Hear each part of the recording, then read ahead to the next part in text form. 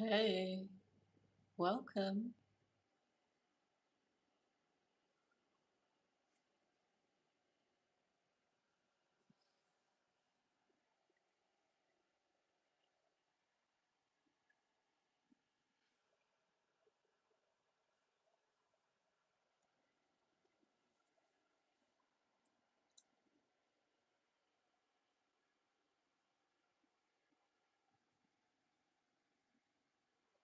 Thank you. Blessings to you.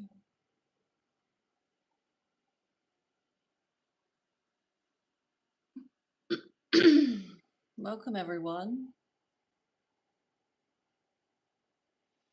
Good evening if you're in the UK. Where are you guys coming from?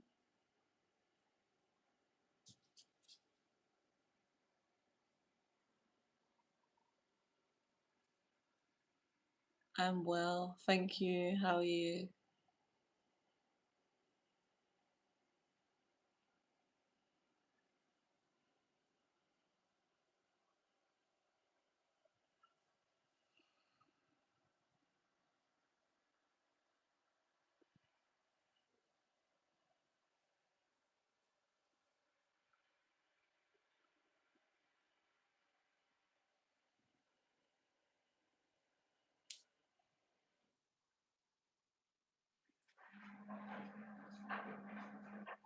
How is everyone doing today?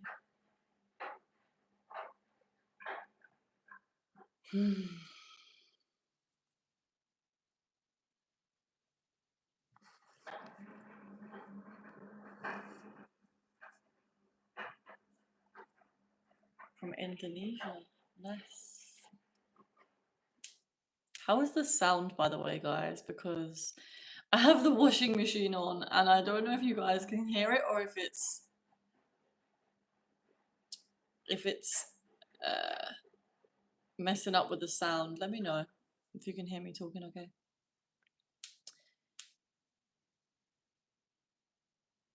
I had the inspiration to come and talk about life purpose today.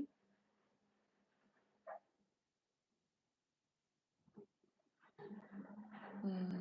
Something that I've been on a really long journey with. Let me just do not disturb my phone. And there was a time in my life where I had no idea what my purpose was. I knew I wanted to feel successful, and yeah, I had no idea what I wanted to do, like why I came to this planet. I remember being in a 9 to 5 job and thinking this is not it. The topic today is all about life purpose. Thank you for asking. Simply blessed. I love your handle. And so the time when I was working in a 9 to 5, and I just knew that this was not what I came to the planet to do. Something in me knew. It was just like, this is not, I didn't come to this planet to sit in the same place all day, every day, to be told what to do by someone else. It's just not what I came here for. And I knew that. And maybe some of you that are here today feel the same. Let me know if you do in the chat. If you ever get this feeling of like, I know I should be doing something bigger or something else other than what you're actually doing. Maybe you feel like being in a 9 to 5 job is not the way for you. Maybe it feels like you are just not doing what you came here to do. And so for me, that's exactly how I felt. And it started off this questioning of what did I actually come here to do? And I think when we start to ask ourselves, what did I come to this planet to do? Like, why am I actually here? Life is too short to be just sitting in an office and at a desk working for maybe a company that you're not even fully aligned with. These are all the thoughts that I was having at the beginning of my journey. And so I started to explore. And this is all at the very beginning of my spiritual journey. And I realized I wanted to have my own business and realized I wanted to enjoy what I was doing. Martin said, I think we all have moments in our lives where we question what we are doing here and why. Yeah, many of us do.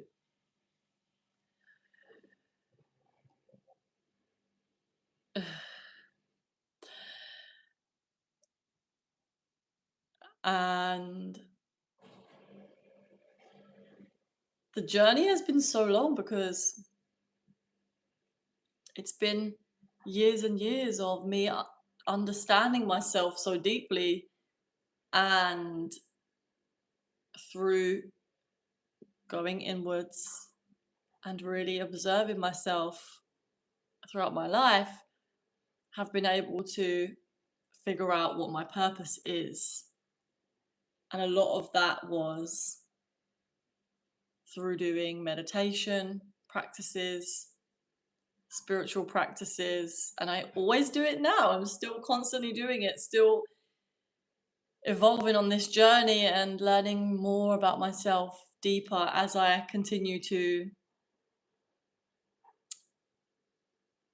deepen my understanding of what I came here to do. And so it's something that I love to talk about with people and help people with, because I have been there before when I just didn't know at all what it was that I wanted to do.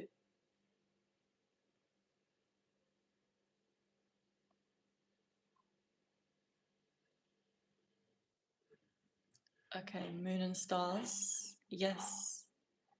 Sometimes I wonder how I even ended up working at some of the places that I worked for. Good afternoon, Kendall. Hey, Rusted Wrench. How are you doing today? Nice to see you back.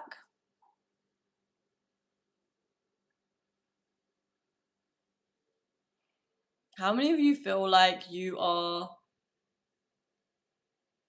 living your purpose on this planet? How many of you feel like you actually know what your purpose is?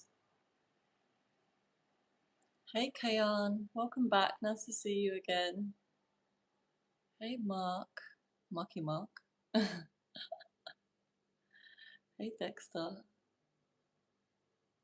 Hey, Minuta. Welcome. Welcome back. Nice to see you again.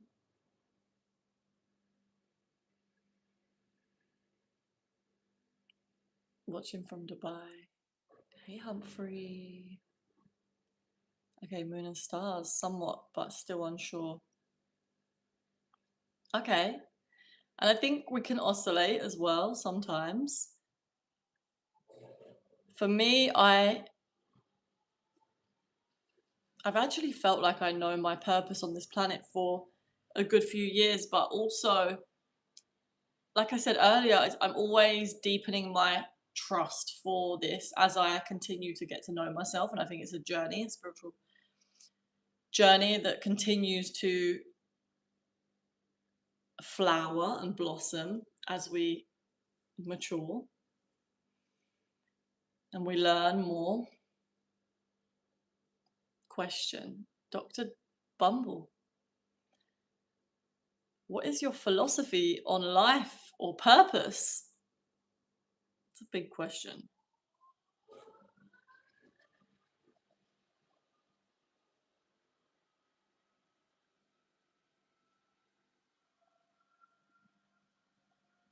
Hmm. My The thing that's coming to me right now to answer that question would be that for us to really truly live in our purpose, for us to truly really live our purpose, we have to be so present in this moment that we can hear the whispers of our soul. And so I've been working on really trying to stay present throughout my day, every day, because I noticed that when I'm present, I have the confidence to act on my intuition. I also have the ability to hear my intuition. And so my intuition is constantly guiding me on the next steps that I can take. And that is my purpose. I also believe that another way you can look at it is that all of our purpose is to bring consciousness to the planet, is to be so in this present moment that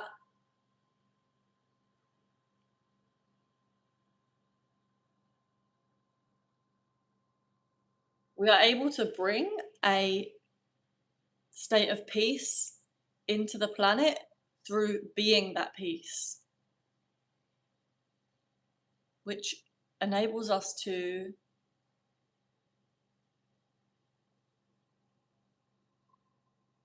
calmly take the steps that the moment is asking of us. Because whether in the moment you are being guided to rest or to take action,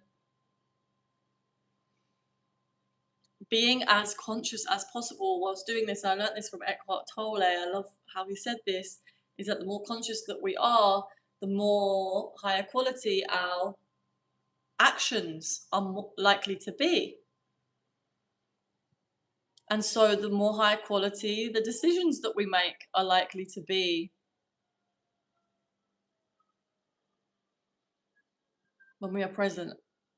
Because the mind can send us off in all kinds of different directions that are not always the most peaceful or the highest quality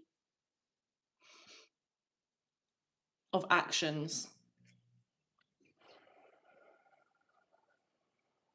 I also think when it comes to purpose, everyone's purpose as well, and the reason why I think it's so important for us to be present as well, and that's where we are able to really truly express the uniqueness of our soul, because our higher self or our soul or the divine true creativity is able to flow through us when we quieten the mind, we get into this silent space. And so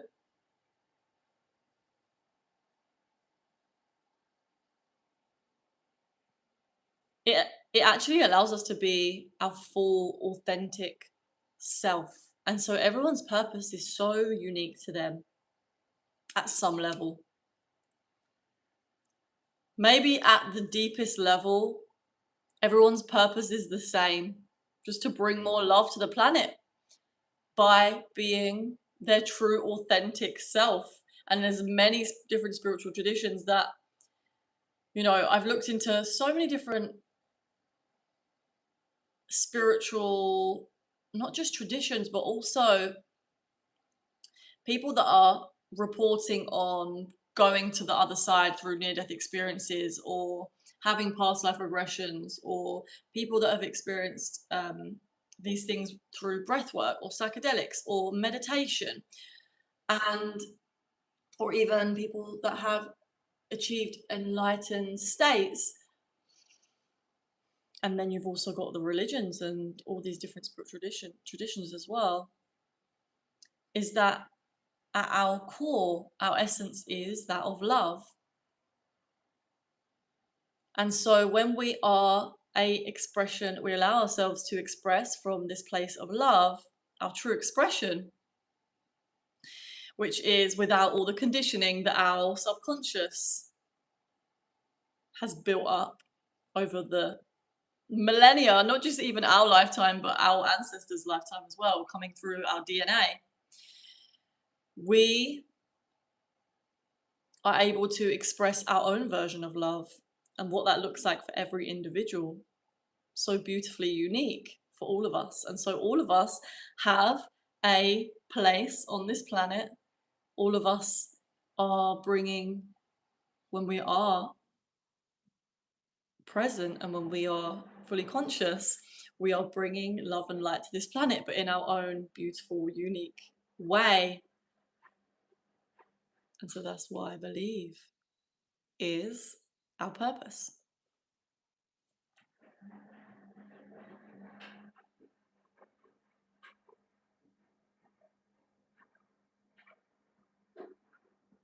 I just want to say here, guys, before I continue, that please be conscious in the chat. I want to create a space where we are not only able to share and connect in a positive way. So all I ask is that you be respectful, not just to me, but also to each other. And if I see anything that is not in alignment with the energy and the vibe that I am creating on this channel, you will be removed. And so I just wanted to say that here now. Thank you.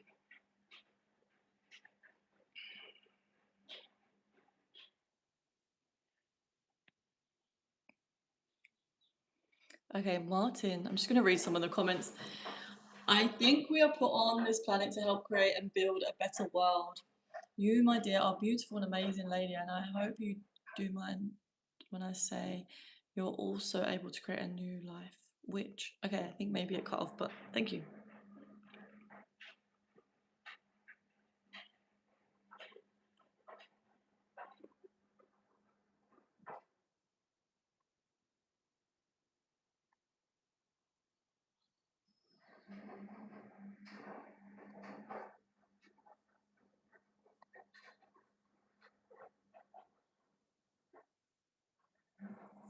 Okay.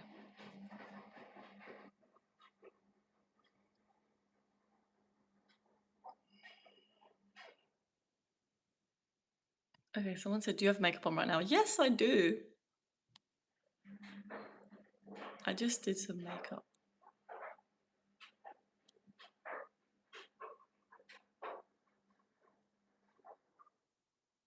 Okay, Dr. Bumble, do you believe the decisions you've made throughout your life lead you into a better world in your life? Yes.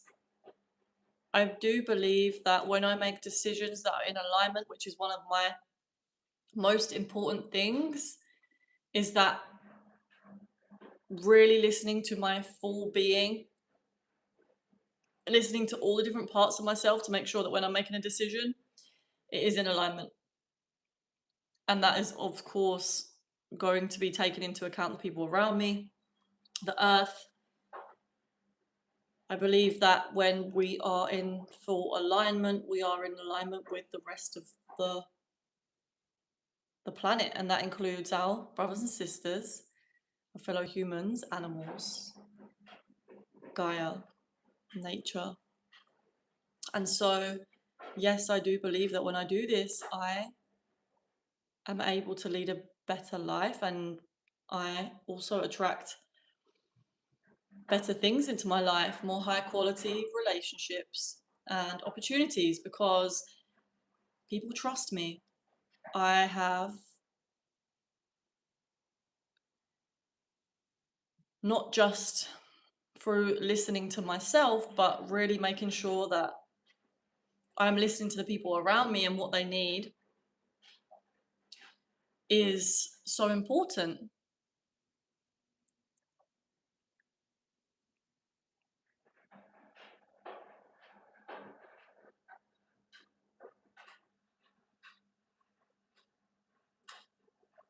I've noticed that where I have really spent the time to go inwards and work on myself, understand myself at a deeper level, what I like, what I don't like, what I want to do, what I truly desire, trusting those desires, trusting the deepest, purest version of the desires that I have, and going in the direction of those in a way that is in alignment with the rest of the world.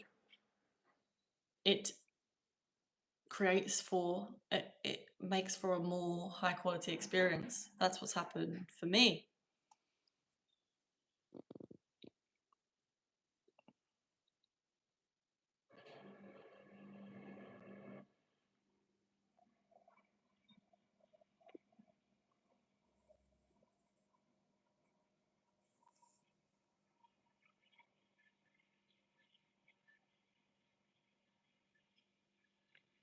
Do you believe love is more powerful than money? I believe love is power. I believe that we are at our most deepest essence, we are love and light. And I know it sounds probably quite cliche and woo woo, but I truly do believe that our souls are made of love, and that God and love are one. And so, yes, I believe that love is more powerful than money. I believe money is energy, and I love money. And I think having a loving relationship with money is very powerful.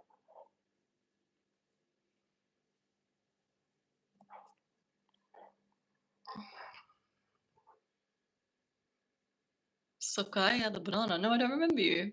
Sorry. But welcome back. Thank you for being here.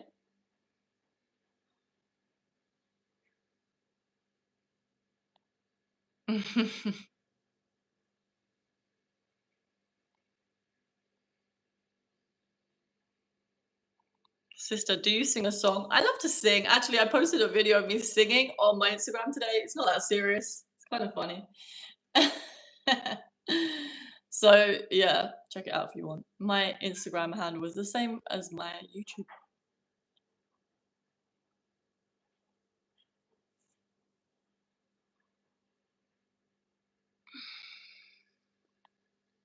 Hi Tim, welcome.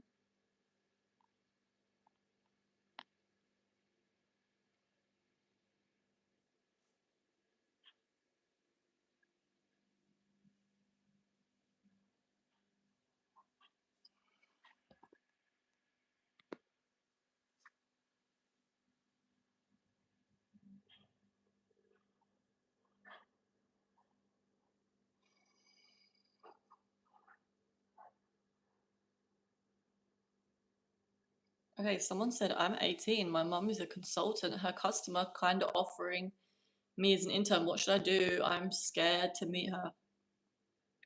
Okay. Why are you scared to meet her? Pratham? Am I saying your name right? What is it that you're scared of?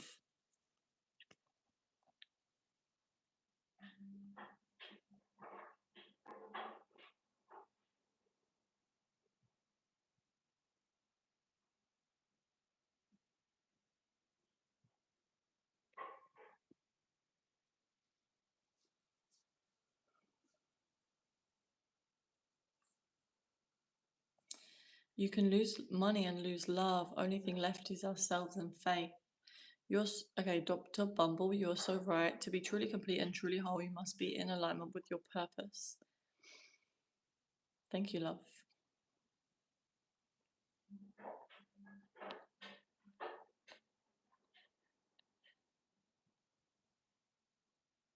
Okay, people ask me what my opinion is on Jews and Israel. I don't really have an opinion on Jews.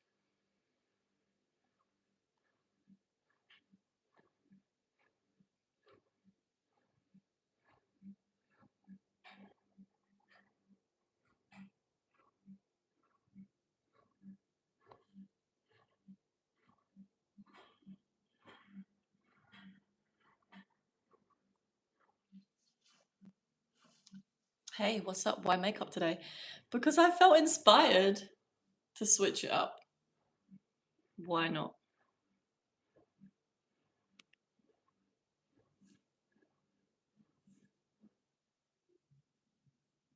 Do you love country music or pop songs? um, I love hip hop music. I love house music. I love like tribal drums as well. I like to dance to that kind of stuff. I love all kind of music, honestly. As long I like to listen to high vibrational music for the most part, but I also love some Afrobeats. I love classical music, whatever mood I'm in, really.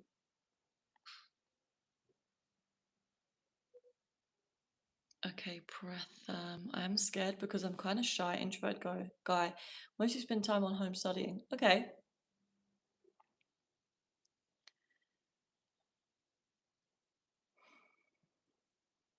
What do you imagine is going to happen when you meet this lady?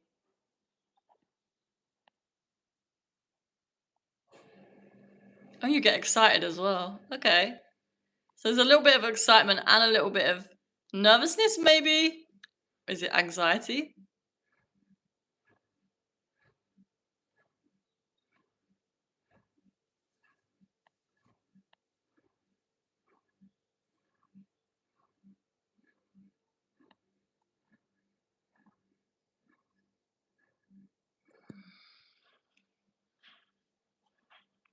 I've never been to the Swedish House Mafia concert, no. I've never been to a Calvin Harris concert either. I only brought it up because a lot of what you say seems aligned with Kabbalah and the Zohar, which consists of aligning oneself to the divine source through ethical living. Yeah.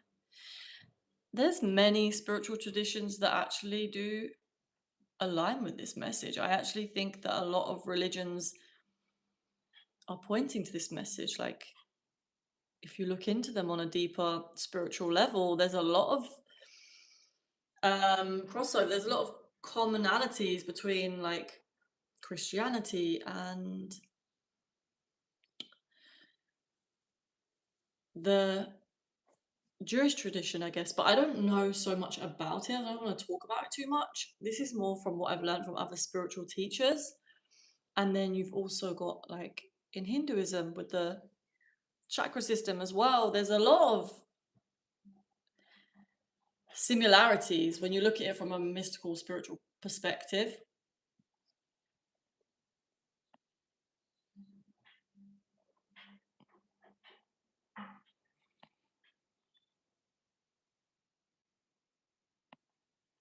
I like this stream. Wow, thank you. And I invite you to support the channel by subscribing if you like it so that you don't miss the next one.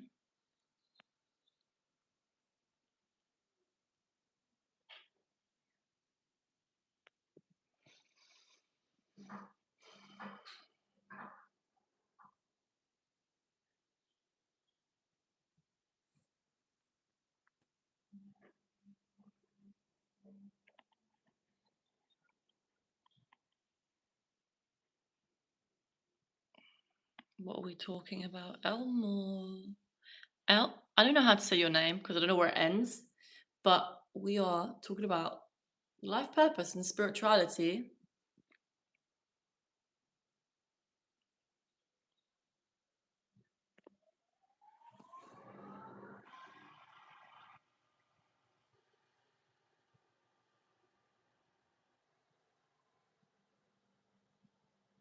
Hi, Ebony Taylor. You want to be a mod? Is this your first time in the stream? Do you think I'm bluffing? Bluffing about what?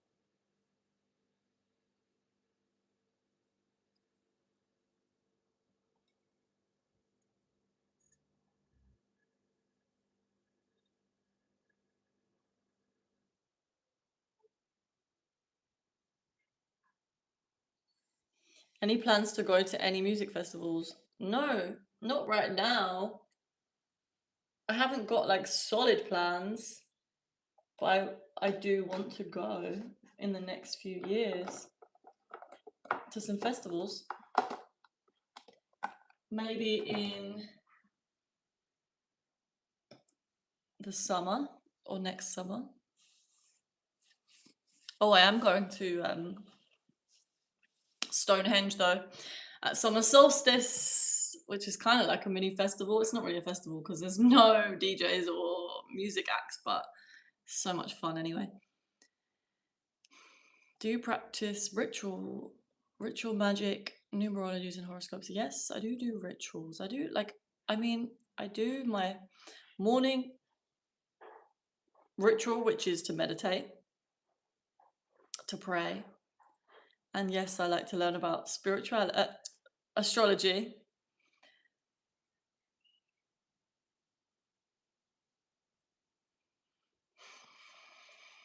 What is the time? It's currently 7:37 p.m.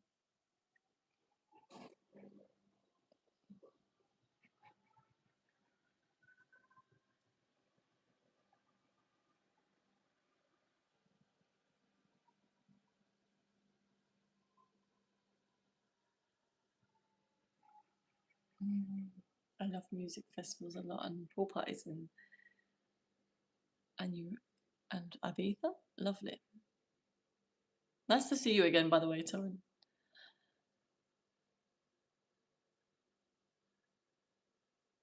Okay, Martin, can a person chat with you one-to-one? I think it'll be very interesting. Yes, you can. You can send me an email.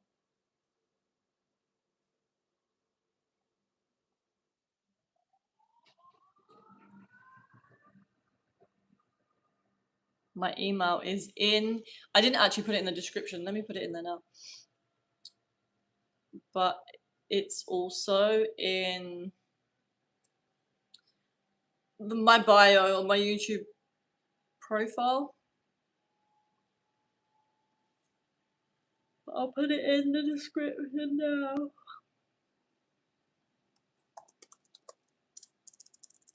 It's hello at amylouisesam.com.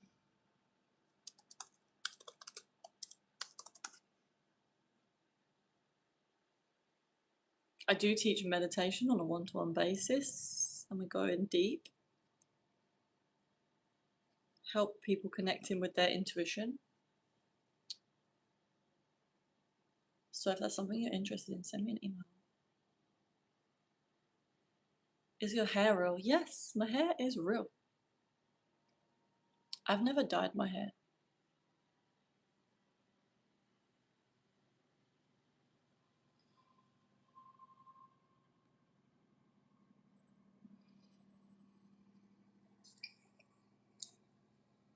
Every field has top elite masters, so are there top elite psychics? If yes, how many are there?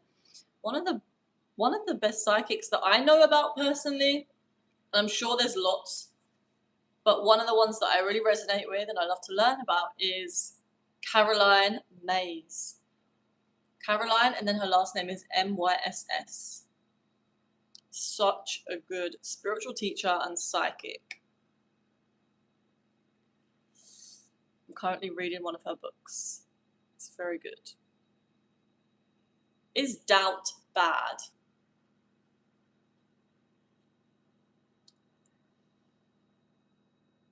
When we doubt ourselves and we allow doubt to direct us, then we are essentially coming off our path, coming out of alignment with what our higher self came here to do. So it's not that I would say it's bad, but because it's normal for us to feel doubt. But the most important thing is that we notice when we are feeling a feeling that is connected to beliefs that are rooted in self-doubt. And then we can question those beliefs. Once we become aware of them, then we can question them. So I talk all the time about really feeling our feelings. This is like the most important thing. Okay, maybe not the most important thing, but it is the most important thing. It's like one of the most important things that we could be doing on this planet right now is learning to feel. Our feelings connect us with the spiritual realm, and also our feelings are reflecting our thoughts. So once we start to learn to feel our feelings, we start to notice the connection between our feelings and our thoughts. Then we can get out of these mindsets, these. Okay, we have a spammer, and I'm timing them out. So, yeah, I forgot what I was saying. I was saying that, yes, doubt is when we have doubt, we are thinking thoughts that are out of alignment with our higher self, because our higher self does not have self doubt. Our higher self is clear, our higher self knows what it's here to do, and our higher self is very confident. I don't know if confidence is the right word, but it's like this inner, I guess it is confidence, like empowerment. So whenever we are thinking thoughts that are connected with self-doubt, we've come out of alignment. So we want to question those thoughts and really get to the root of them, understand where they come from, so that we can loosen their grip on us.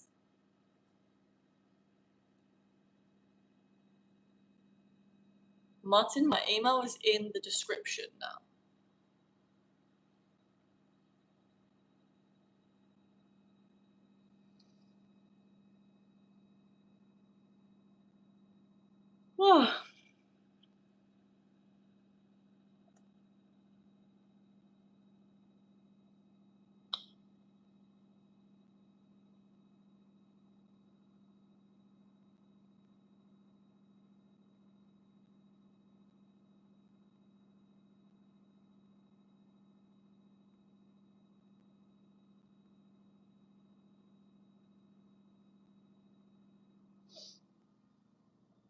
Someone said, when's the last time you went on holiday outside of your own country?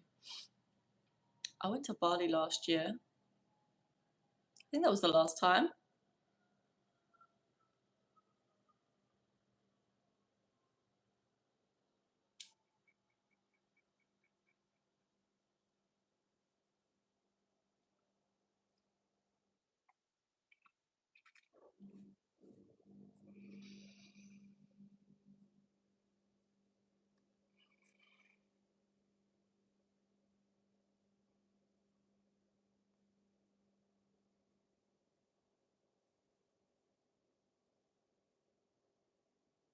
I do not watch cricket, no.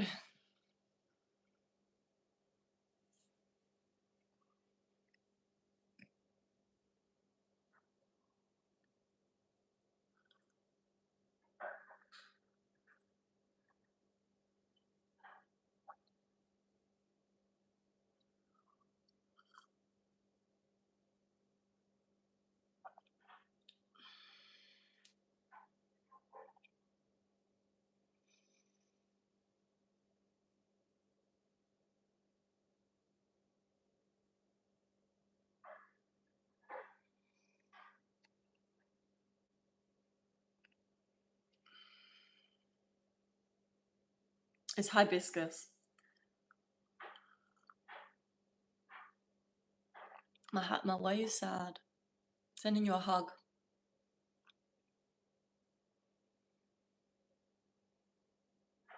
Are you like this from birth? Like what? I've definitely not been like this from birth. I've been changing ever since I was born, evolving. I've actually feel like I've lived so many lifetimes in this life. Do you actually talk to any viewers? As I've texted a few times. What did you say, Michelle? I didn't see your message.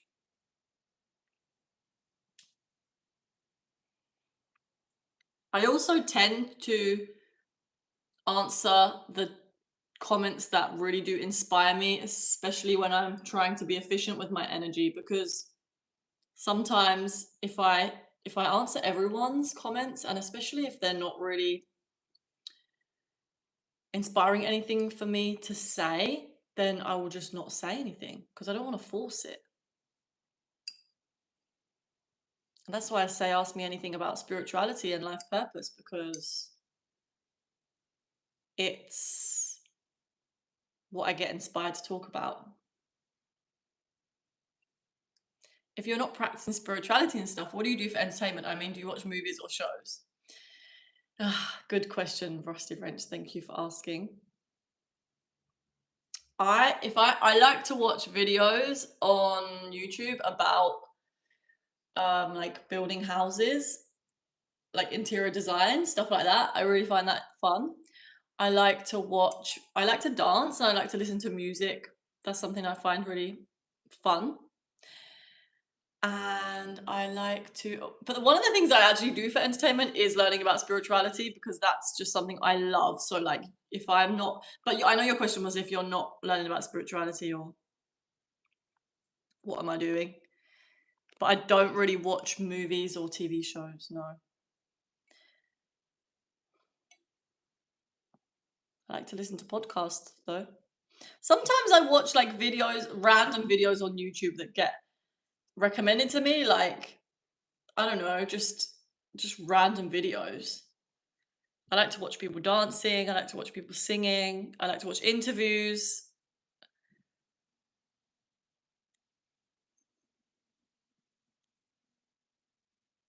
What is the purpose of our creation? Okay, so of course, I don't know, I can't say I know the answer to what is the purpose of our creation, but I'll share with you something that I've been learning recently, which is I'm reading a book right now called, and this is just one perspective, because obviously there's so many different perspectives of what is the purpose of our creation. Like the creation of humanity, is that what you're asking me? Or the creation of Earth? Let me go with the creation of humanity. But one thing I actually heard was that, because there's so many different ways that you could look at it, and one oh, also, so by the way, before when I said I don't really watch movies, I do watch movies occasionally. Like, I don't know why that just popped into my head, but sometimes I do. Like I like to. There's many movies I actually do like, so I don't want to act like I just never watch movies, but I don't do it very often. It's like when a movie comes that I really enjoy. Anyway, back to what is the purpose of our creation. So humanity specifically, one way that you could look at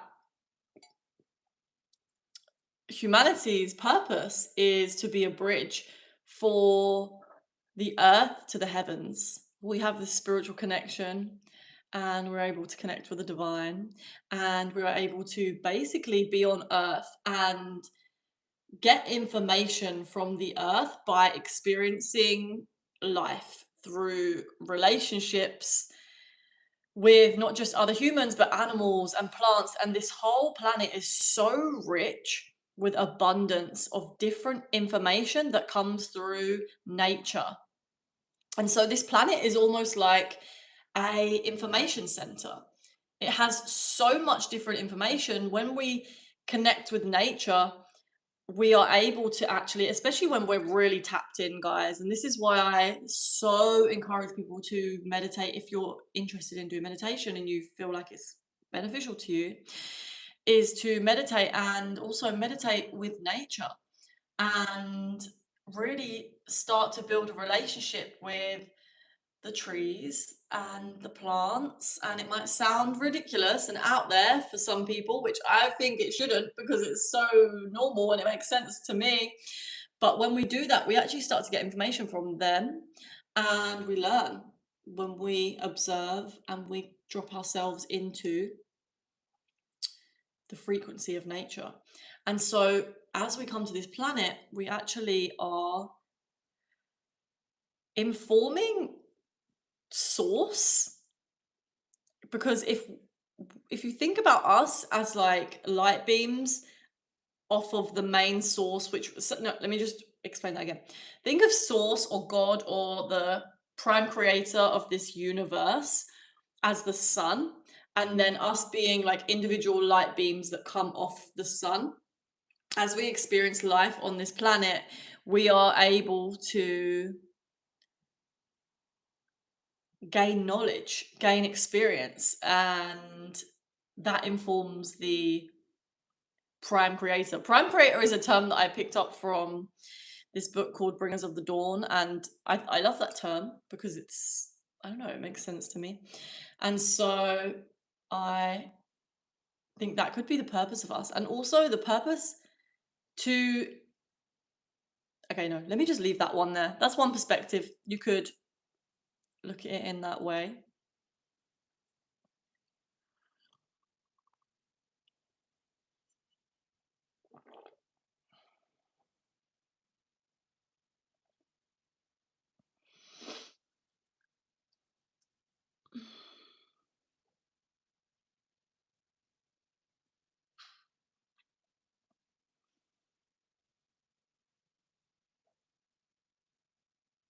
Okay, Michelle, thank you for your message. Honestly, I don't know what to say right now. I hope you are okay. I'm sending you a hug. And yeah, sending you a hug right now. Sounds like you're going through a difficult time.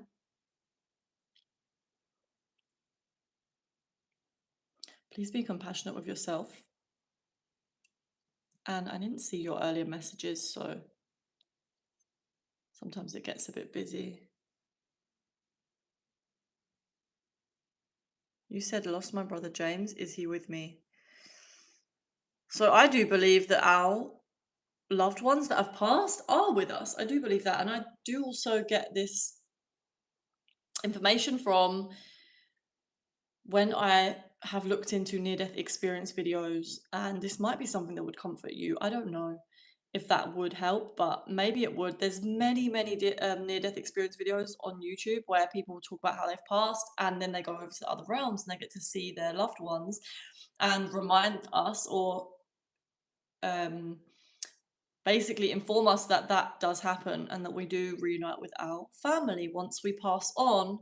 And there's also many mediums and other spiritual people that talk about this as well, that our loved ones, and also when we die, because obviously we're all going to die. And so it's very much spoken about in many spiritual traditions, that we do not just, our consciousness never dies. We move on to the next realm, the other side, the heavenly realms. And we get to reunite with our loved ones.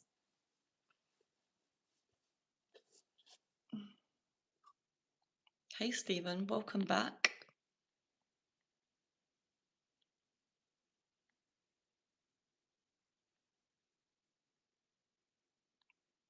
Also, Michelle, it just came to me to say, make sure you're surrounding yourself with love at this time.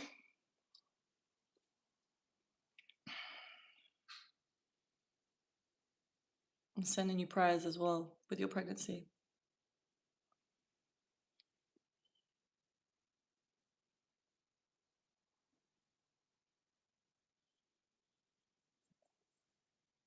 What is the soul?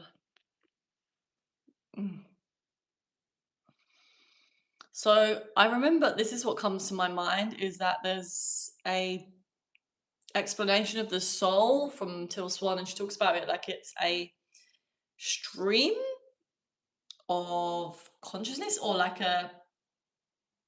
Like if you imagine like a river coming off into different streams, our soul is like one of those streams, like branching off.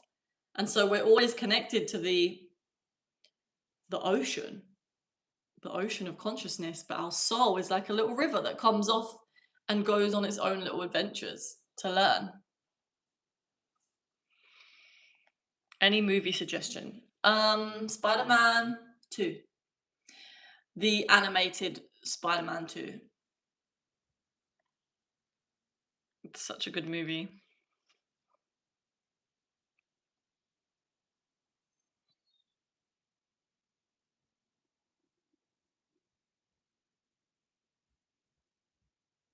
Okay. Harsh. Spirituality means being free from materialistic world. Does it mean you don't chase any goal and only connecting you from eternal truth? Mm. So, thank you for your question. I wouldn't necessarily say that spirituality means being free from the materialistic world, because ultimately, as souls, we came to this planet, which is a 3D realm. We can't escape the materialistic world. Maybe you would want to practice unattachment to materialistic things, which would mean that you can still enjoy, you can still see the beauty in material items or objects, things, but you're not so attached to having them to give you self-esteem, to give you peace. And so it's not so much that we are trying to be free from these things. There's a lot of material things that we actually do need, like clothes, our houses, our shelter.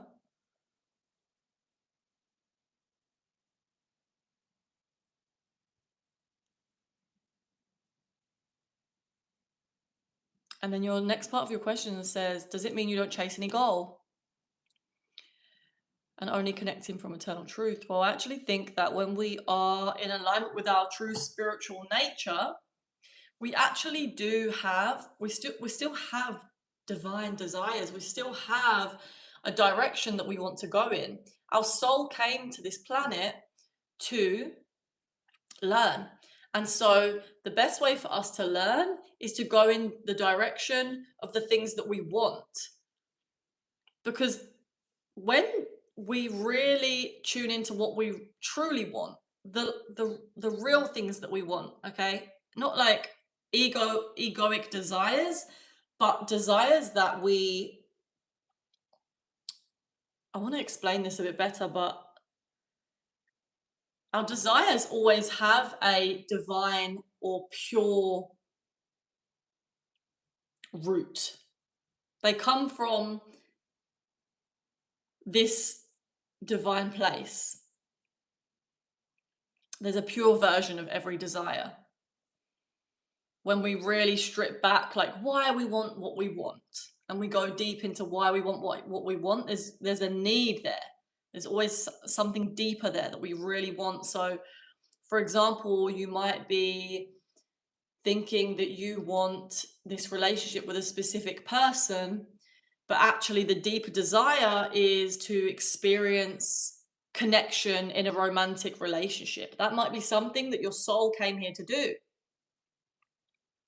And so when we uncover that deeper root desire and we go for it, then we are able to evolve as a soul, because we go towards these situations that we need to evolve in order to achieve them or in order to line up with them. So let's say your soul's desire is to have a divine connection with another human being. Where you are now might not be compatible to, in terms of your frequency and your beliefs, your self-concept. that might be incompatible with what your true desire is. And so, in order to get to that true desire, we have to evolve ourselves. We have to do the work to get there on our self concept, on our beliefs. And so, doing this helps our soul to grow. And so, I wouldn't say that it is, maybe for some people, spiritual journey is to unplug from the material world. But for most people, that is not the spiritual journey. Most people, the spiritual journey is just living your life. Obviously, that's different for everybody. Everyone's spiritual journey is incredibly unique. And only you can know that by going inwards and listening to what you truly want.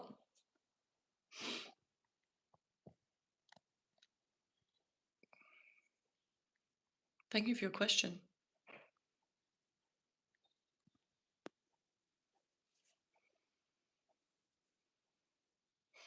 Okay, someone said, Rusty Wrench, I'm asking this because you seem pretty deep in spirituality, so I assume you're out of the loop of what's happening on the internet. Why do you think I'm out of the loop of what's happening on the internet? Are you aware of brain rot and AI slop on the internet? Of course. Of course. I am aware, and I consciously choose to spend my time doing things that are beneficial to my body and my mind most of the time. And so, yes.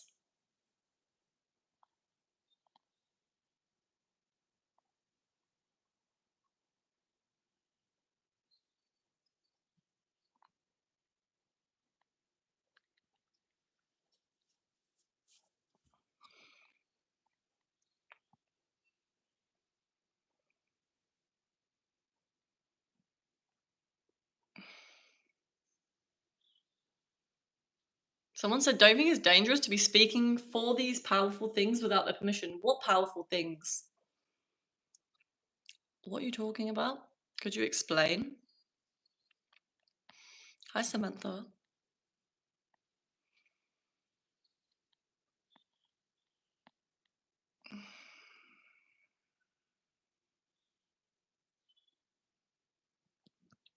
Jacob, I was talking to ChatGPT today whether everyone deserves love by just existing. A bit of it is insecurity from my side.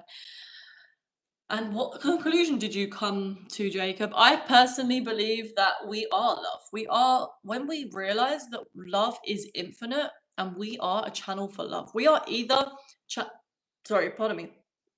At any moment, we are either channeling at the root of everything that we are thinking, or the energy that we are tapping into. At any moment, we are either channeling love or fear. And so there is an infinite flow of love, and we are able to channel that at any time. So it's not about whether you deserve it or not. It's about whether you choose into it. Because I don't even believe in deserving. It's like, do you believe? And not even believe. I don't know. It's like, do you choose to do you choose to focus on more empowering thoughts, or do you choose disempowering thoughts? Because we're either focusing on thoughts that are, or we are either spending our spiritual currency, our attention, our focus on disempowering thoughts or empowering thoughts. And so most of the time, a lot of us are actually tuned into the disempowering. And this is being also, by the way, guys,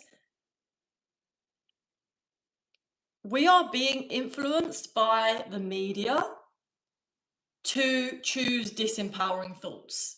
If you haven't noticed, the news, the media, it can be very, and most of the time is very toxic and very fear-based. It's very low vibrational. So we are being influenced to stay at a lower vibration and be disempowered. And that's why I come on here and talk about this, and why I'm so passionate about this is because I truly do believe that we are able to shift our focus. But at the moment, a lot of us are choosing into the more fear-based vibrations. And when we are in this state where we are already spending our spiritual currency on fear or disempowerment, then we're also more likely to be a magnet to the same vibration, to that vibration. We draw things into us that are vibrating at the same frequency. We allow those things in our life that are vibrating at that frequency. And so when we start to become aware of that, become aware of what we're thinking, all it takes to become aware of that is to notice how you're feeling and notice the connection between your feelings and your thoughts. What are you thinking when you're feeling negative negative emotions? I say negative because I don't believe that emotions can be negative. They're actually very intelligent. They're always informing us what we're thinking. So what are you thinking when you're feeling uncomfortable emotions, when you're feeling painful emotions? Your thoughts, your emotions are always telling you what you're thinking. When you notice that you're thinking disempowering thoughts, things that you wouldn't say to a loved one, but you're saying to yourself, when you notice that you're doing that, ask yourself, is this 100% true? How can I know this is 100% true? If you're thinking something negative about yourself.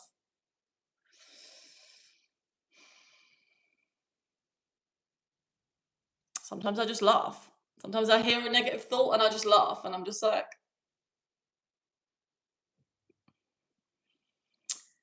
helps me to disconnect from it in less of a serious way. Like, just take the seriousness out of it. Sometimes we're being so serious in our minds and we're being so mean to ourselves. We can be so horrible and mean to ourselves. But this is being amplified with the disempowering negative news that is constantly being shoved down our throats. Like, if you go on Netflix, I do not go on Netflix hardly ever at all, because it's just, and I'm like, sorry guys, like many people watch Netflix, but have you noticed how much like violence and like horror there is all over Netflix? Like, why do we as humans choose to tune in with this? Your energy is so sorry, your attention and your focus is so powerful. When you use your energy and your attention to focus on that of love, on the positive polarity, you are so powerful. When we are choosing to tune into negativity, when we are choosing to tune into these denser, more just like horrific things, this stuff stays in our energy field. And then we start to attract people around us that also have patterns like this in their energy field.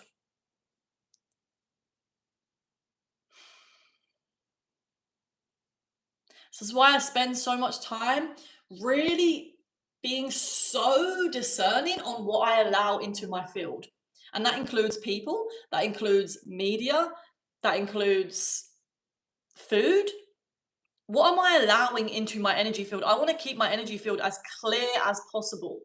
And of course, I'm not perfect. Sometimes I do. And you can also, if you've got a very clear energy field, you can like sometimes watch a movie here and there that maybe isn't the highest vibration, but because you've already got a clear energy field, you're able to clear that out. You can be very conscious of what you're actually allowing. Like, for example, I might watch, like my mum, she loves Love Island, for example, or, you know, reality TV, which isn't always the most, what's the word? Empowering. Love Island can be, if you watch Love Island unconsciously and you don't realize what that's doing to the psyche, it can be very disempowering. If you really like watch it and allow that to get into your head, right? So I wouldn't sit there and binge it myself, but sometimes I might be a day where I want to spend time with my mom and we like to watch it together and we have fun watching it. I notice after, like when I'm processing what I have been watching, how disempowering it could be if people watching this unconsciously. If they're not noticing how it's having an effect on them. This is what happens when we are like tuned in with a lot of TV, or we are tuned in with a lot of media that is feeding us disempowering news, or feeding us disempowering even human behavior and patterns. A lot of the stuff that is on the mainstream media is making us believe that certain human behavior is normal when it's dysfunctional. It's not beneficial to our world, to our species. So we watch it thinking, oh, okay, yeah, this is normal to treat someone like this, or this is normal to act in this way. Unconsciously, we might be doing this, and then we might be influenced by that if we're not really careful of what we're allowing into our energy field.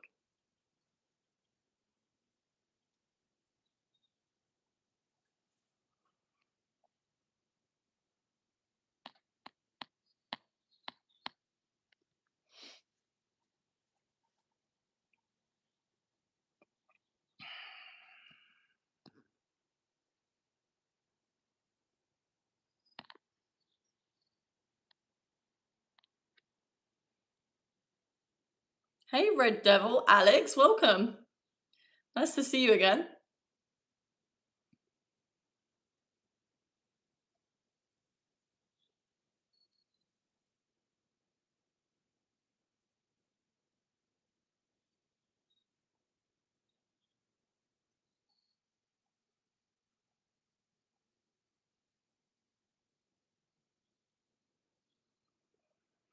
And hey, Hannah, welcome. I'm just looking through some of the comments on my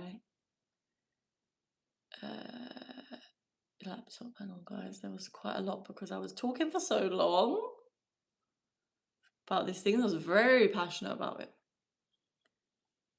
Okay, let's see.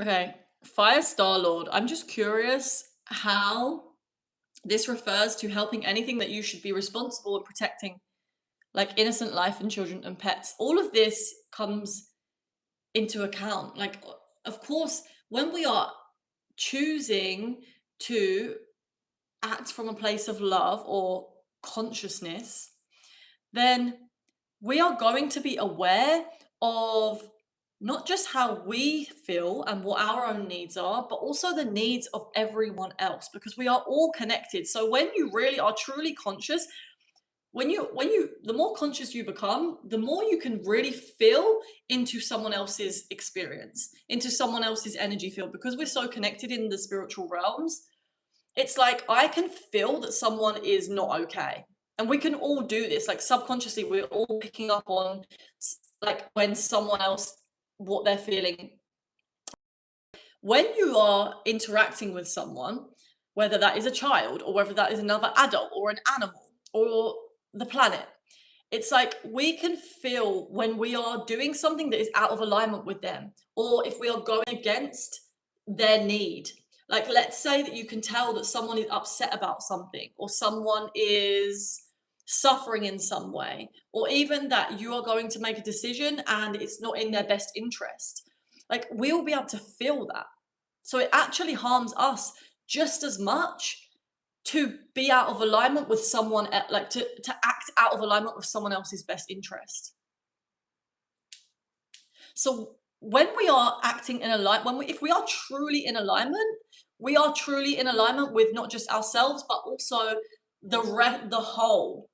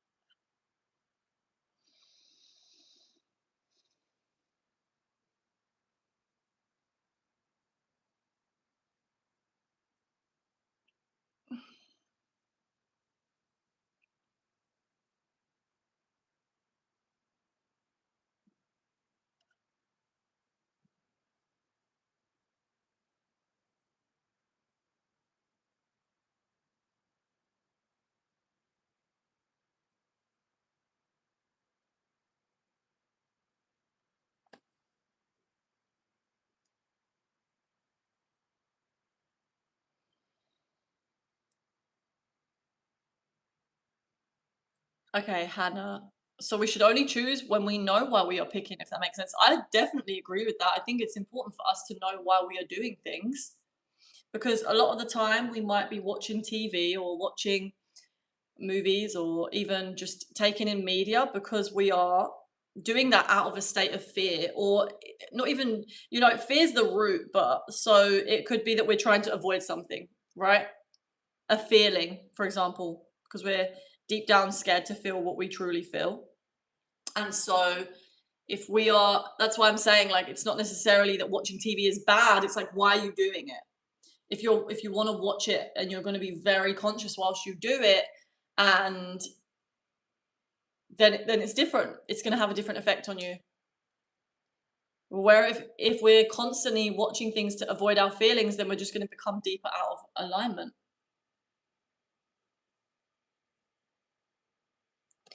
One of my nails is like,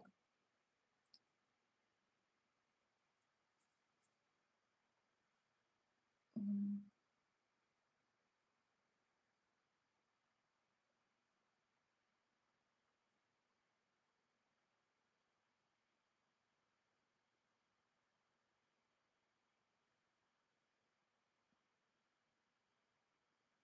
Okay, I'm gonna go to the bottom of these because there's a lot, and I feel like I'm just getting further and further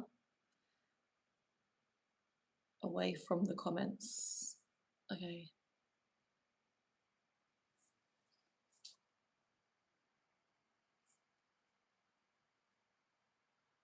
Am I overthinking or protecting myself?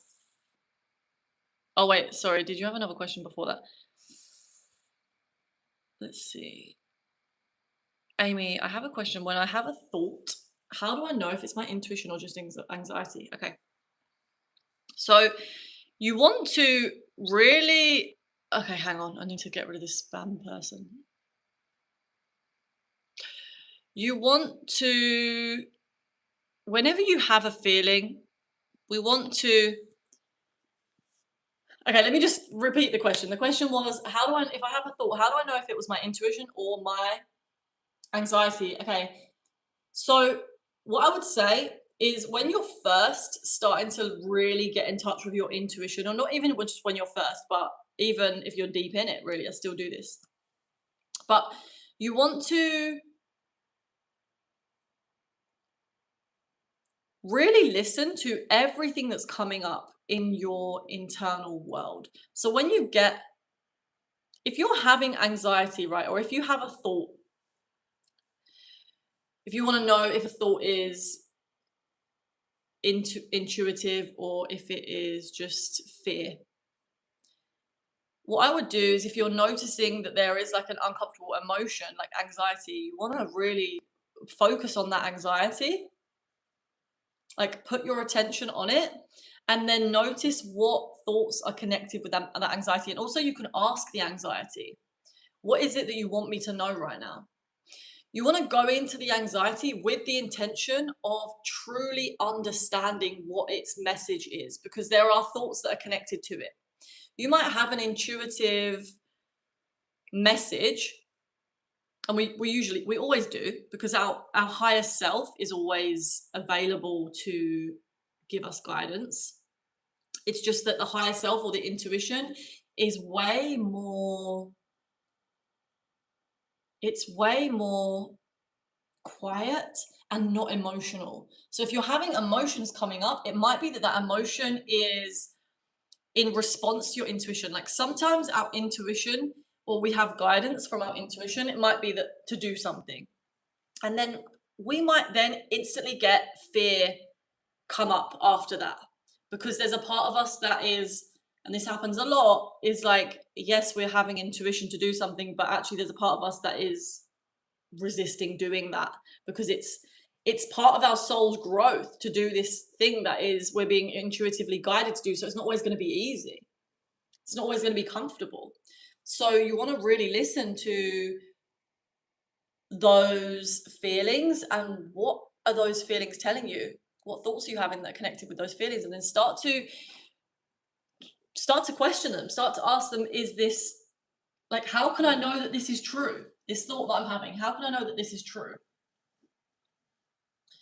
And then also ask yourself, is this 100% true? And just start to really dissect things. Also, meditation. You want to quiet your mind. Start to get more familiar with the space in between your thoughts. Bringing yourself down into the body. When you go out into nature, bringing your attention down into the body, and start to bring your consciousness to the level of nature. I notice this a lot when I'm meditating in nature, is that my mind wants to be completely elsewhere. And so I am able to connect with my intuition when I bring myself down into the level of nature. And when I say down into the level of nature, I mean my senses are connecting with nature. I'm here with nature. And so I start to feel like I am actually part of nature. Listening.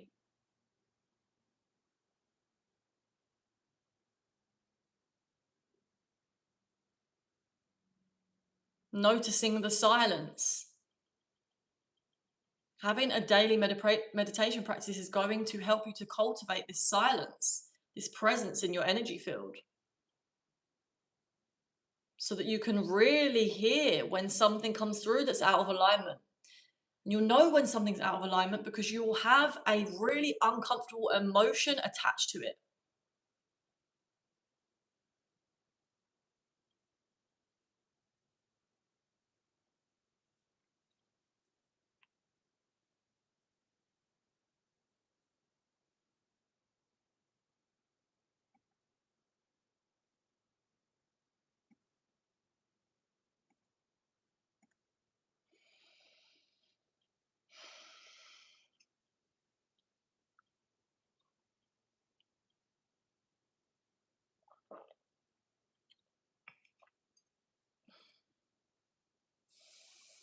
What is the purpose of your life?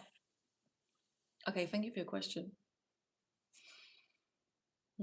I think the purpose of my life is to bring more consciousness to the planet through being conscious, and then taking the action on what my soul is guiding me to do, or what I am being guided to do, or what I want to do in that moment, and doing that at the most conscious level that I can. If you want me to get more specific, for me, that is sharing what I learn spiritually, because that is something that I'm good at, helping people to learn how to meditate,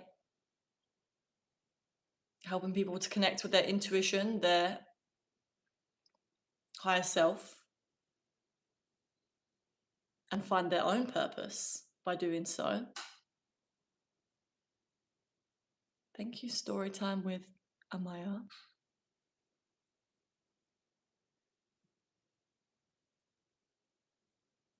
Thank you. I'm glad, and thank you for subscribing.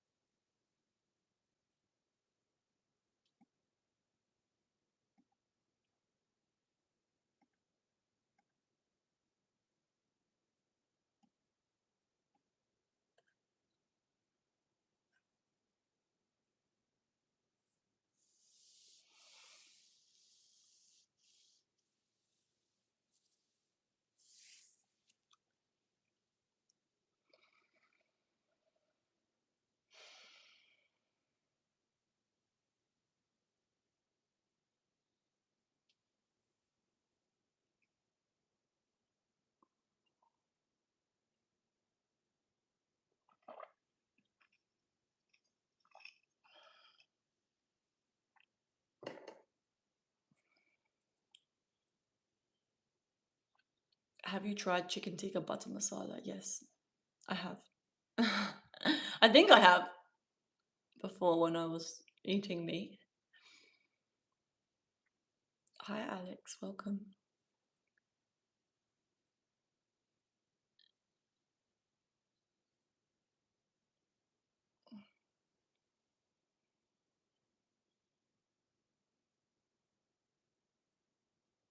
Okay, Amy, I found a rose quartz on the floor on a dog walk the other day. I don't know why. What sort of power do you believe crystals have? Why would they come to us? So, rose quartz is all about. Did you already look it up? I'm sure you did. It's connected with love, the heart chakra. And so, if you found a rose quartz and you feel called to connect with the rose quartz, then I love rose quartz. I have two big rose quartzes. I actually don't even know where they were. I was carrying them around everywhere that I ended up losing them. I just lose things a lot sometimes. They're probably in my bags. And so, yeah, I love rose quartz. It's a great energy to connect with. I put it under my pillow. You can sleep with it in your bed to even connect with that energy even more. We actually entrain to the energy of the crystals. So when you find a crystal, it's because that crystal is wanting to connect with you.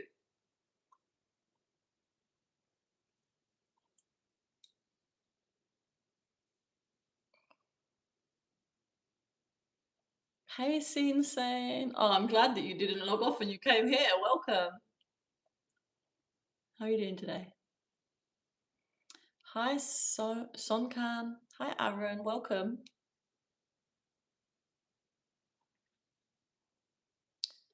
From Ethiopia. Oh, Ethiopia. Nice. Hi, Sarab. Sarabjeet. Mm,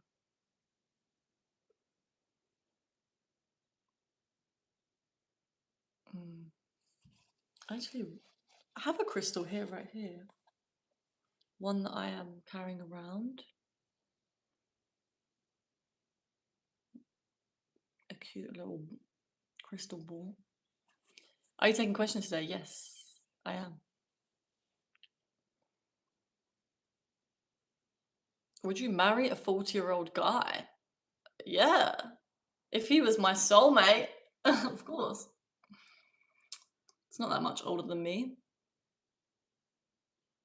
Where are you from? I'm from England. Why doesn't wealth bring satisfaction? Because nothing outside of us can truly make us feel satisfied. If we're not connecting with God, if we're not connecting with the infinite love that is available to us at any moment, then ultimately we will not feel satisfied. We won't feel real peace.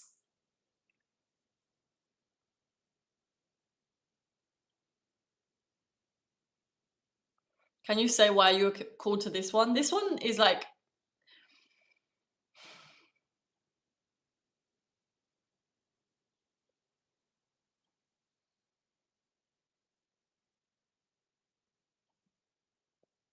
I find this one to be quite a grounding energy, and sometimes I need to not be with it. But sometimes I feel like I spent a lot of time with this crystal.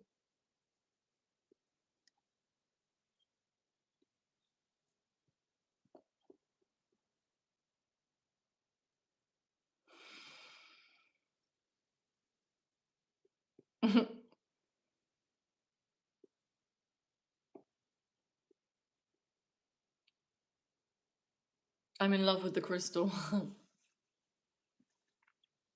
It's not jade, it's actually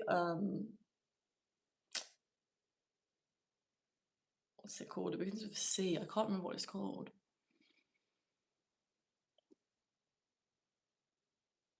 What's this channel about? Spirituality, empowerment. Alex, yes. You got taller. Your manifestation is working. Is it a stone? It's a crystal. Swap.r1. Have you been to my lives before? Or is this your first time?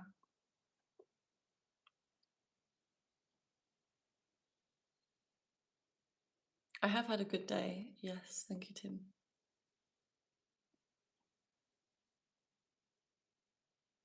Amy, what's the best way to rid ourselves of doubt? Whatever it is that you want to do, that you are noticing self-doubt come up with, you want to, for one, gain as much self-confidence as you can with whatever it is that you're trying to do. So ask your intuition, what can I do to build my self-confidence with this thing? This is a very practical advice. Like, what can I actually do to build my self-confidence? What are the doubts that you're having? So I would listen to the doubts. I would really listen to what those doubts are, and then I would try to figure out ways that I could help myself feel better about that. I'll give you an example. And sometimes it's just doing the thing that you're scared to do. That is going to help you build the self-confidence. But if you're so scared to do that thing where you just can't get yourself to do it, is there something that you can do to build the confidence? Like maybe learning, getting advice from someone else, practicing before you do it. And then getting used to also noticing when the self-doubt comes up and then releasing it by just becoming aware that this is self-doubt. I don't have to choose to believe this. And if I do believe this, if I genuinely, like, for example, let's say the self-doubt is something like, I haven't got enough experience with what it is that I'm trying to do. Ask yourself, is that actually true? Ask your intuition, your higher self. Go into a meditation and then ask yourself, because you want to get yourself into a meditative state if you're not used to connecting with your intuition. Like start to quiet your mind and then ask yourself, is this true? Like with the example of I don't have enough experience, is this true that I don't have enough experience? What does your intuition say? What does the first thing that comes to you say? Is it, yes, I actually genuinely don't have enough experience for what I'm trying to do? If so, I need to get the experience, or I need to do, maybe you need to do a course, maybe you need to get a mentor, or you need to do something. Whatever it is that you could come up with to meet that need of like, I need more experience. Or you might get the other answer of like, is it true that I don't have enough experience? And then if your intuition says no, that's not true, you have the experience. You're just scared. Or like we're just, it's just a fear that I don't have enough experience. Both could be true, but you have to ask yourself that. No one else can tell you that. Do you have Instagram? Yes. My Instagram is the same as my YouTube handle, Amy Louise Samp. What's your religion? I'm not religious. I'm spiritual. I'm not religious. Okay, swap said I have been the last week a few times, but today feels different. Why does today feel different?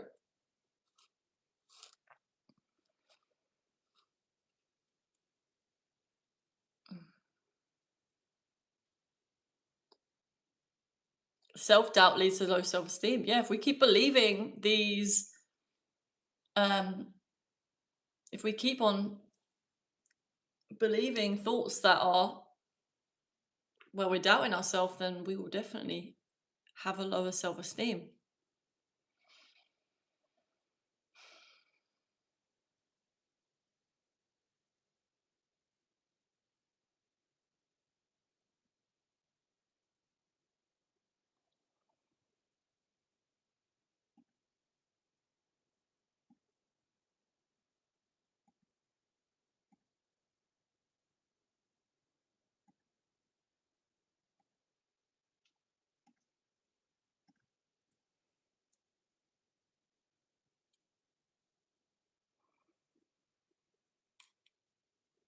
Okay, Amy, is it okay to ask your psychic self a question? If not, it's okay. They don't have to come online today.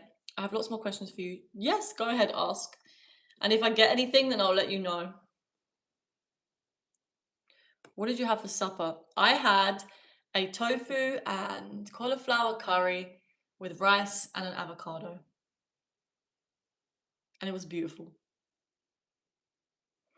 Do you believe in affirmations? Yes, I do believe affirmations can be very helpful.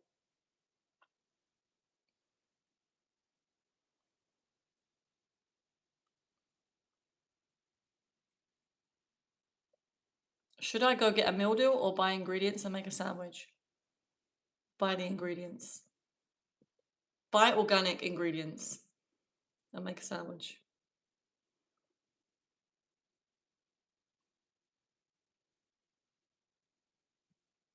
It's important that we buy organic, guys, because it's really bad for the earth, all of these pesticides. We're literally ruining the soil by choosing stuff that's not organic.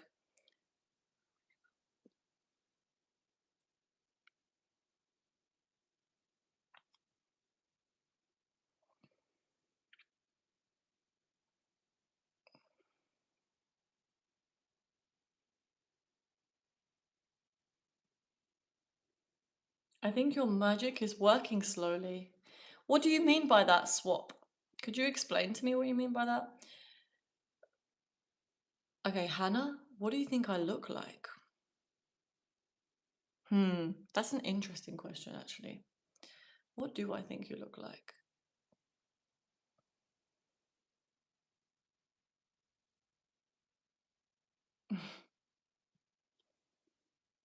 It's like a short brown hair. Is it okay to ask you to connect to a psychic connection virtually like you did last time? That has helped me so much. That connection you made with me with the flowers helped me so much. Yes, of course, hun. Please do. Ask me a question. And I'll see if anything comes through.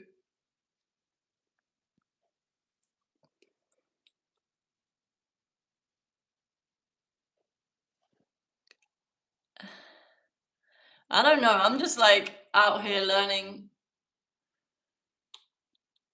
my psychic skills at the same time as you guys. So, okay, Hannah, I said short brown hair. Tell me if I'm right.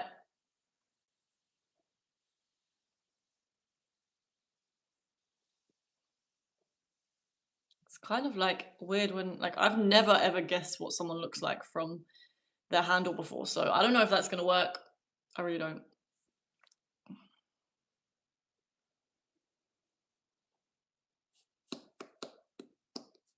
I can't imagine that I would be able to be honest.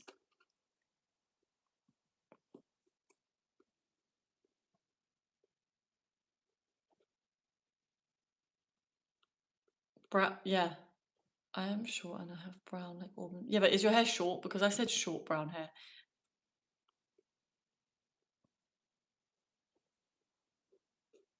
Do you watch Vampire Diaries? No.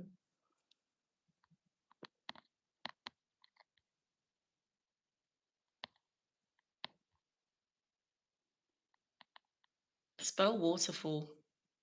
You just spelled it. Is it okay to ask you what's my name? Haha. Guys, I don't think I know how to get these things, honestly. I really don't know.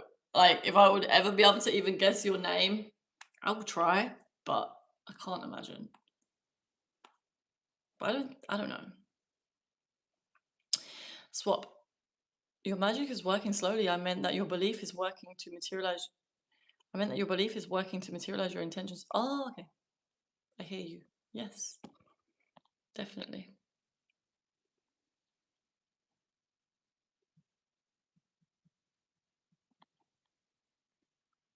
Bob, boob length. Okay, cool. No, I saw you as like a bob, like a dark bob. So that was wrong. Would you rather have perfect memory or be able to forget anything you wanted at will?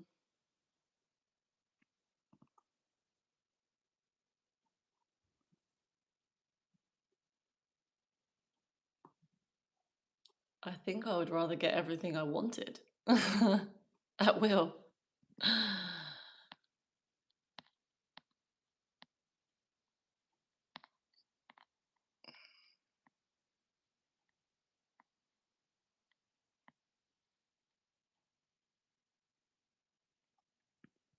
Okay, it's insane. I feel like I've become a stranger to myself. Last time you sensed a flower in connection to me, and that led me to something, to embrace my feminine side that I'd rejected after the breakup. Wow.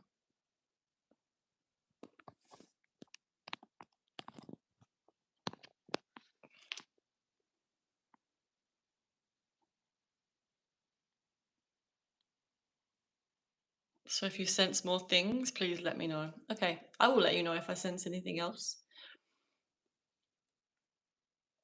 It's something also for me that when I'm having a conversation with someone, then also am able to sense into things. Like for me, I notice like when I'm working with someone one to one and I am listening to their experience or we are going deeper, for me, I'm able to intuitively ask questions that I believe they need to be asking themselves.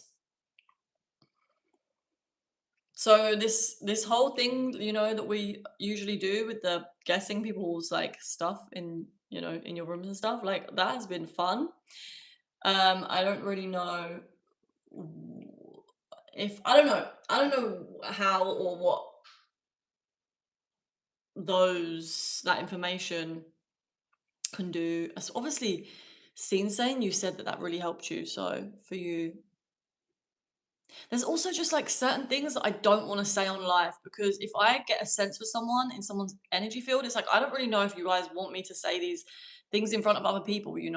So I have to be careful, honestly. It's like something that I could do in private with people is like really ask them if this is something that they agree with, especially if it's something that's more in the shadow side of things. I don't necessarily want to say it out loud in front of everyone.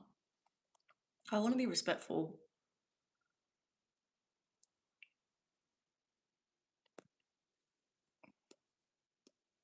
Maybe you saw my higher self. Maybe. Maybe. How do you see your higher self, Hannah?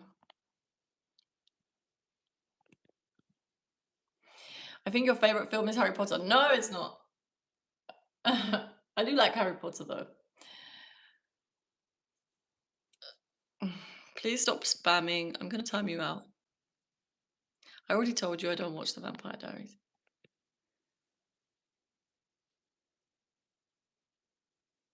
Okay, I think I can discuss my mental thought process with you in I as you may be able to guide me, maybe.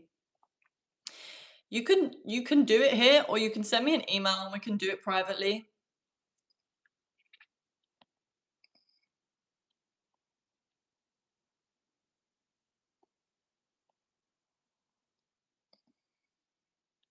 What is real success? I believe that real success is this is actually something I heard today, and I do agree with it, and it's something that I have, yeah, felt is that real success is found in the present moment. But I also believe that our success comes from how the quality of our relationships to our friends, our family, ourself, the earth. And I believe that our success as a whole is like we can't really just be successful as an individual on our own. We have to depend on each other. So our relationships are very important. Amy, can you tell my higher self said hi? I couldn't. I didn't hear it.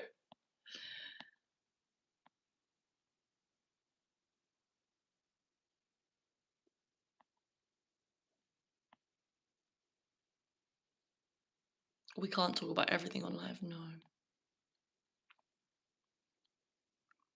Do you use your psychic abilities in your one-to-one? Guys, Amy does one-to-ones. Yes, I do. Because it's not even like I am, I'm just, okay, how do I explain this? Psychic abilities are actually a very natural phenomena.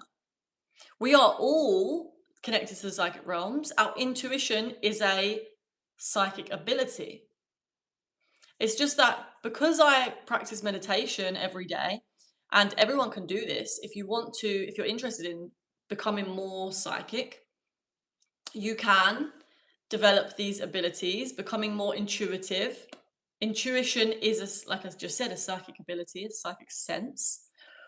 And so the more we trust our intuition, the more we are able to open up our psychic faculties.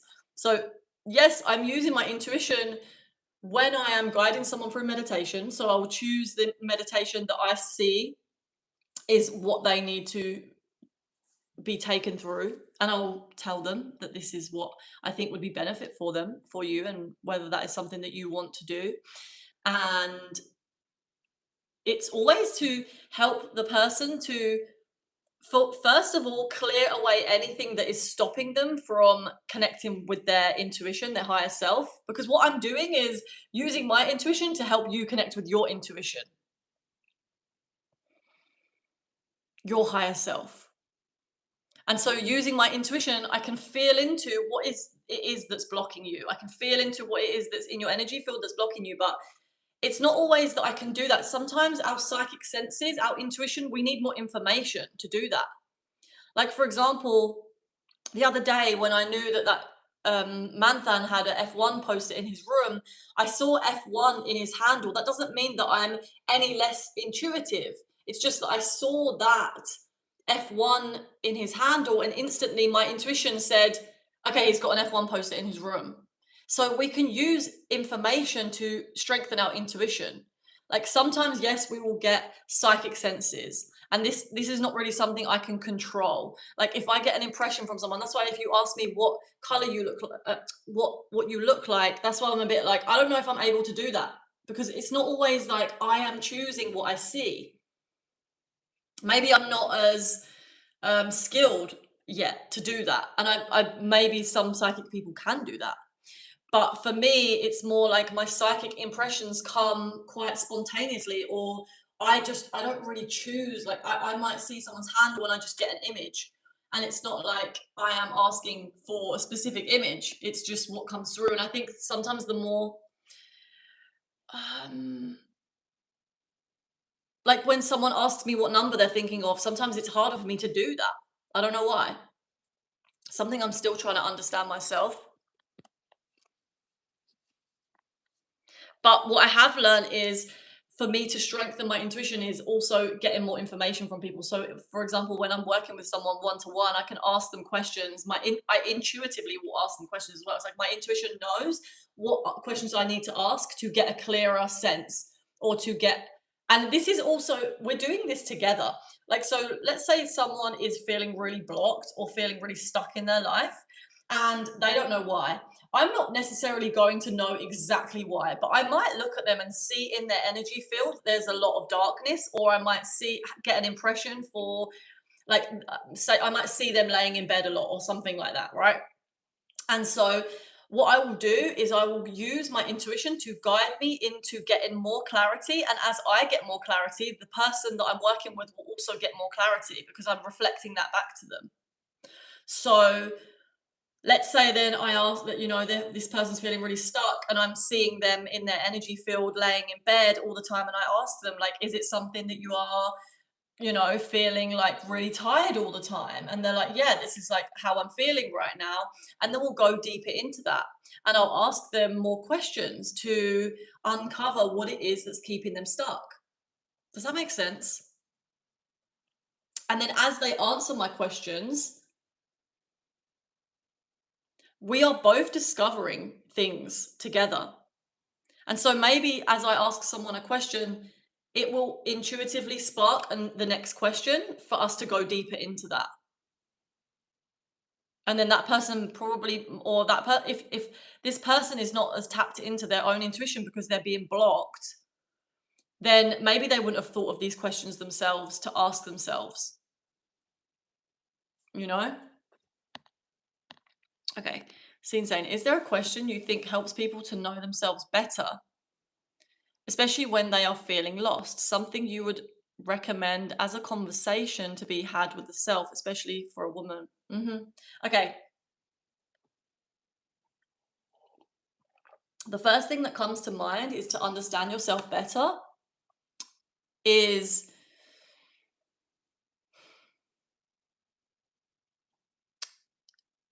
so it's not necessarily a question, like one question, but what I would do to understand if you really want to understand yourself is like observing yourself throughout the day and then noticing when you get feelings come up and then going into those feelings with the intention of understanding them.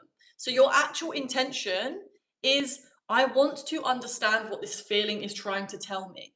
And as we do this, the more we do this, the more we start to understand ourselves. We might see patterns in the way we feel towards certain things. We might see, and then we ask, so the questions you can ask yourself in that moment to understand yourself better is questions like, what do you want me to know right now? And you're actually speaking to yourself. You're speaking to this part of yourself that is having this feeling. It could be even a positive feeling, it could be a negative feeling. It doesn't have to be negative. It could also be that you're feeling really good about something and you want to understand yourself on a deeper level. Why am I feeling so excited about this?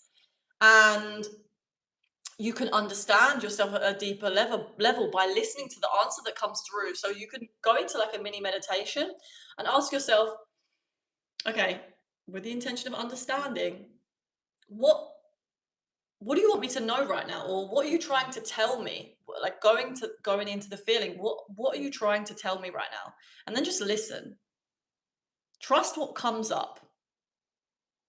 If you continuously do this all the time, every day, observing yourself and asking, you don't have to do it every day, but like regularly checking in with your feelings and then with the intention of understanding them.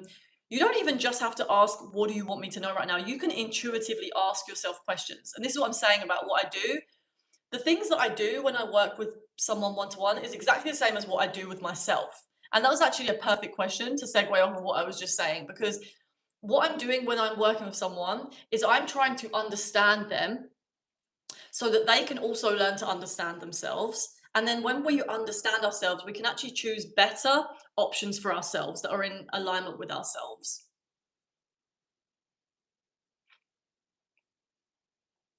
And you, like you said, something that you recommended as a conversation to be had with yourself. So, like I just said, asking yourself, what messages do you have for me right now? What do you want me to know right now? And then depending on the answers you get, you can intuitively ask yourself other questions like that are going to give you more clarification. Like, why am I feeling this way? And then let's say you get an answer, right? And it's like, I'm feeling this way because I'm scared. Okay. So to get clarity on that, I might ask myself, what am I scared of? What do I fear is going to happen? Okay. And I might get another answer. Like, I'm scared that I'm going to be alone. Okay. So then what else can I ask myself? Why do I think I'm going to be alone?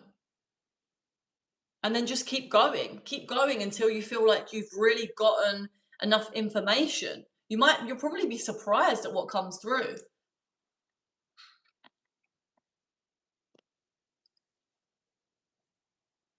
Okay, swap email. Good idea. But would you like to get an idea about what I'm trying to discuss? You can let me know here, of course, if you want to. If you want to do it privately, you can send me an email. Okay, Dr. Bumble, do you believe that success is more of a lifestyle more than money and luxury? I think that success is a state of consciousness more than money and luxury.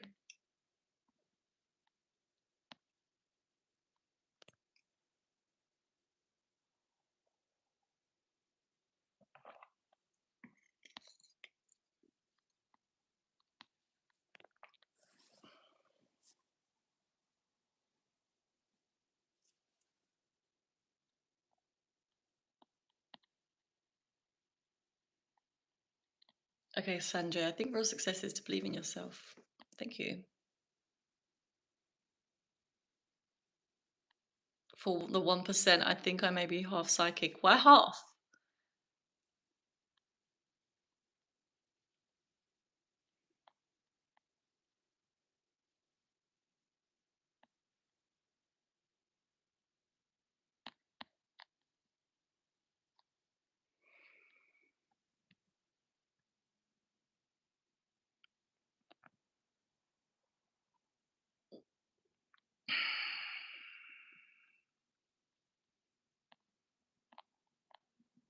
Are we discussing introspection? Yeah, I guess so.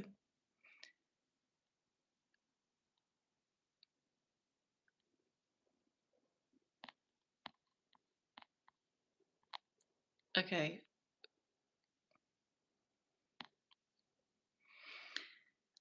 I think we should both have a realistic and spiritual approach towards life. There should be a balance. Thunder Flash 46. Yes, me too.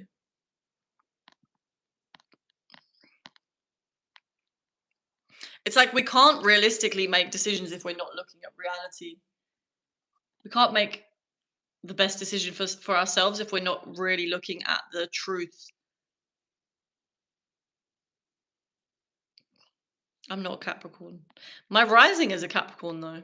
So I do have Capricorn energy. Okay.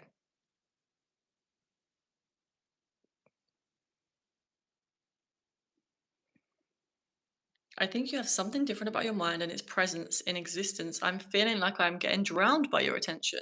Interesting. Drowned. What does this mean?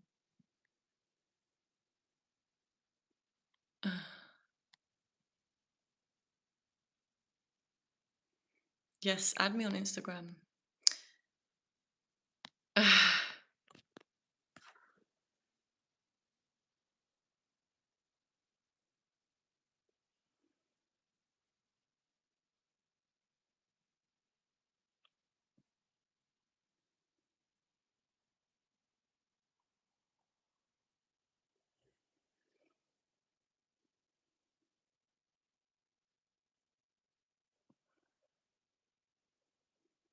Hi, everybody. Welcome. There seems to be a lot more people coming in. I'm from England. Where is everyone from? Let us know in the chat where you're coming from.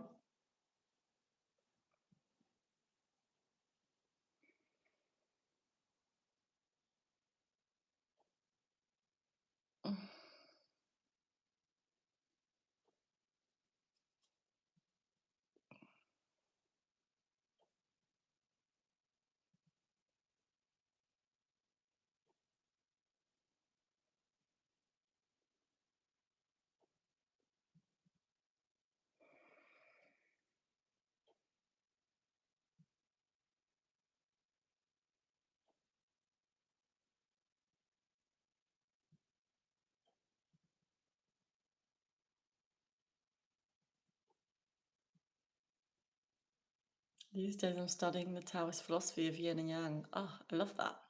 What are you learning? Share with us if you want to.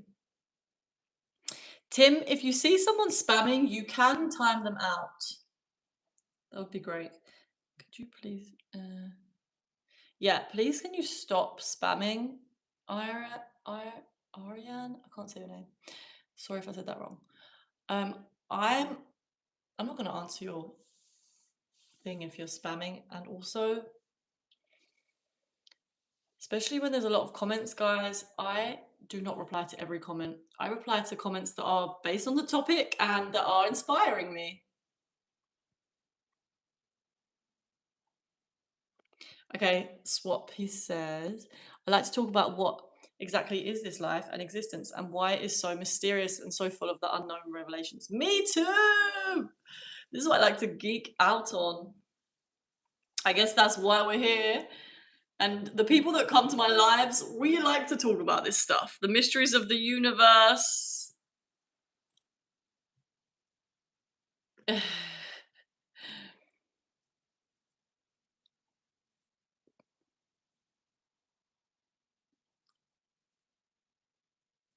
Okay, someone said, what is the topic? So it's a spiritual Q&A.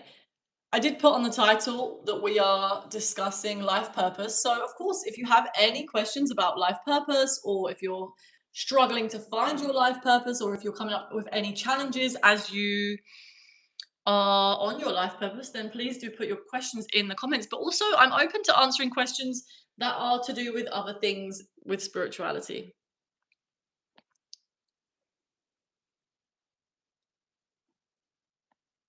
Okay, I'm half psychic. Do you have any dreams that have revealed things later in life? Mm, I feel like I have, but I can't really remember, to be honest.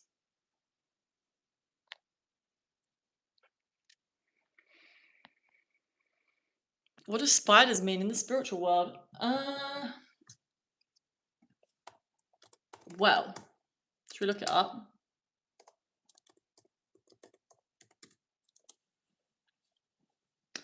Spiders spiritually symbolize creativity, fate, patience, and the weaving of one's own destiny. Often representing feminine energy and the shadow self, seeing a spider is frequently considered an omen of good fortune. Interesting. I feel like it's good to look at these things from a symbolistic perspective. Like, really learn about the spider and then see how it's connecting to your life. Have you done lucid dreaming? Yes, I have.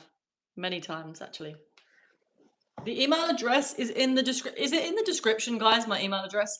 It should be. If not, it's hello@amylouisesamp.com, and it's also in my bio on my YouTube. Also, guys, if you're enjoying this live, please do support the channel. I am trying to get to 2K, so I would much appreciate your subs.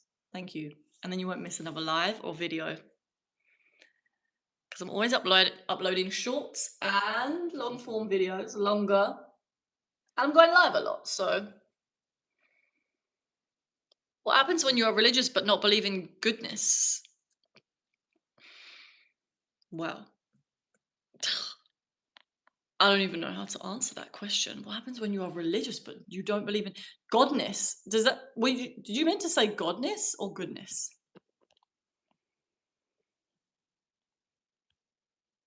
Okay, cool.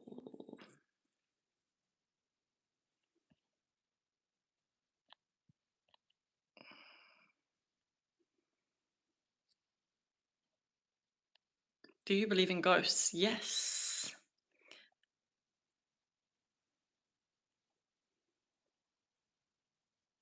I think I'd be scared to lucid dream. You know what? If you get scared, you usually come out of the dream, because when we're lucid dreaming, we are in a state of like consciousness. We've become conscious in the dream. So being fearful, being in a state of fear is actually unconsciousness. So it's not compatible to be in a state of fear and be in a lucid dream at the same time. So I've noticed this. It's like if I notice myself coming out of body, for example, one time I did try to do an out of body experience, and I managed to do it once. But as soon as I became fearful, because it felt really weird, I was like, what? I was just like, what the hell? What the hell? And I just came out of it straight away.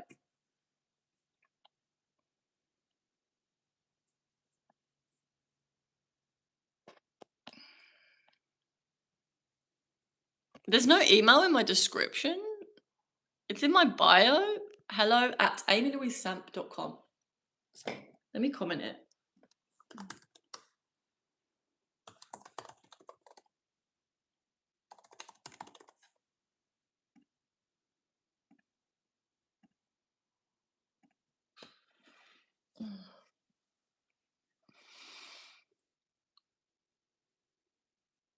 How long do you take to reply if I start talking to you about this stuff or any relevance around it? I mean, I probably usually will reply in a day or two.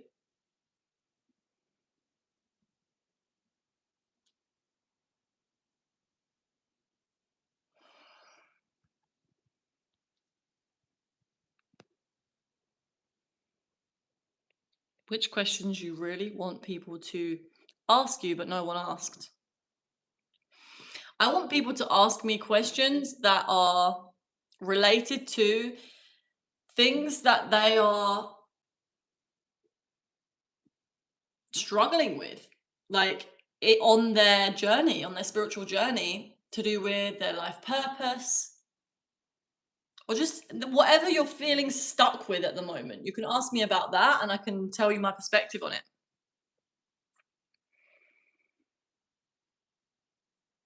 How to deal with fear of getting defeated and fight bravely for our purpose. How to deal with fear of getting defeated. Defeated? Can you be more specific? Like, what is this fear of getting defeated? How does that look to you?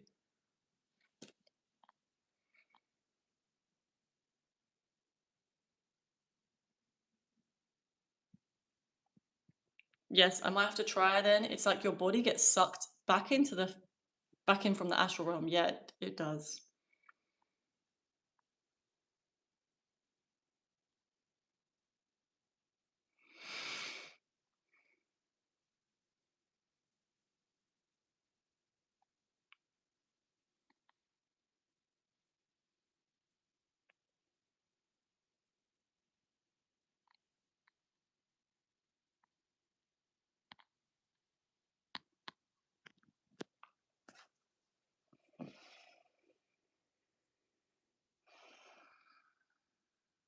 Do you reply quicker on Instagram?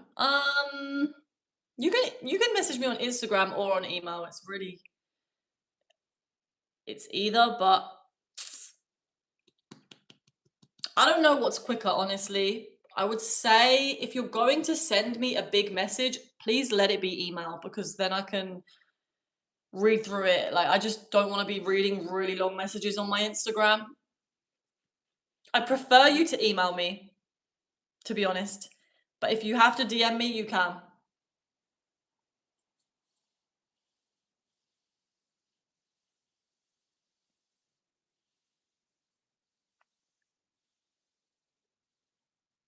Just because DMs can get a little bit intense.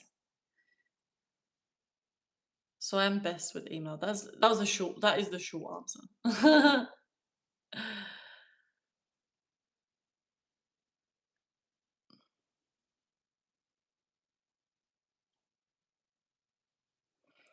Okay. I had meningitis last year when you had a hallucination. I don't personally know what it means, but it's something that you could explore further. And like, what I would say to understand this more, I would want more details on like what you saw, how you felt during the hallucination.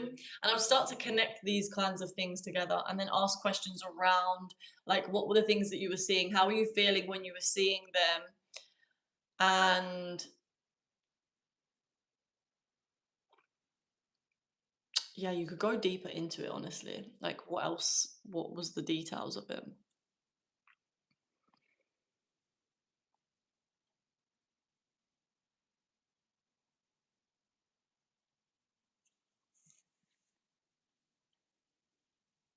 For the 1%. Oh, I'm glad this cheered you up. I hope you subbed if you felt called to.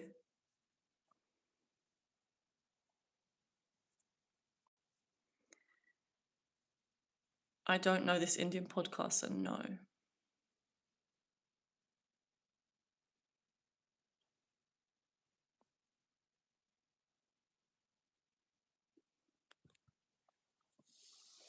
Do you have any advice for worrying? I feel like every single girl that has been in my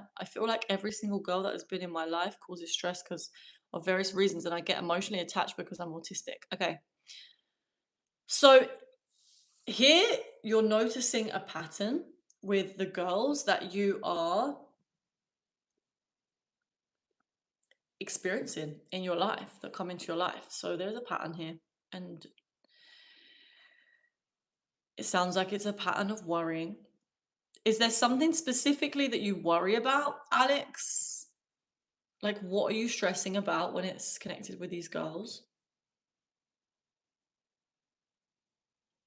Is there some fear that you are experiencing? Like fear of losing them?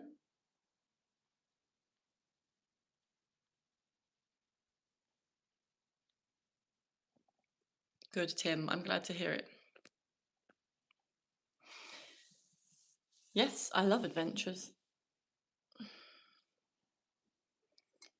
Okay, I worry about not being good enough and losing them. Yes. Okay, that's completely normal, Alex. And my advice would be that if you're noticing this pattern, okay, what happens is the universe is going to keep putting us in situations or attracting people to us that show us the patterns that we are playing out. So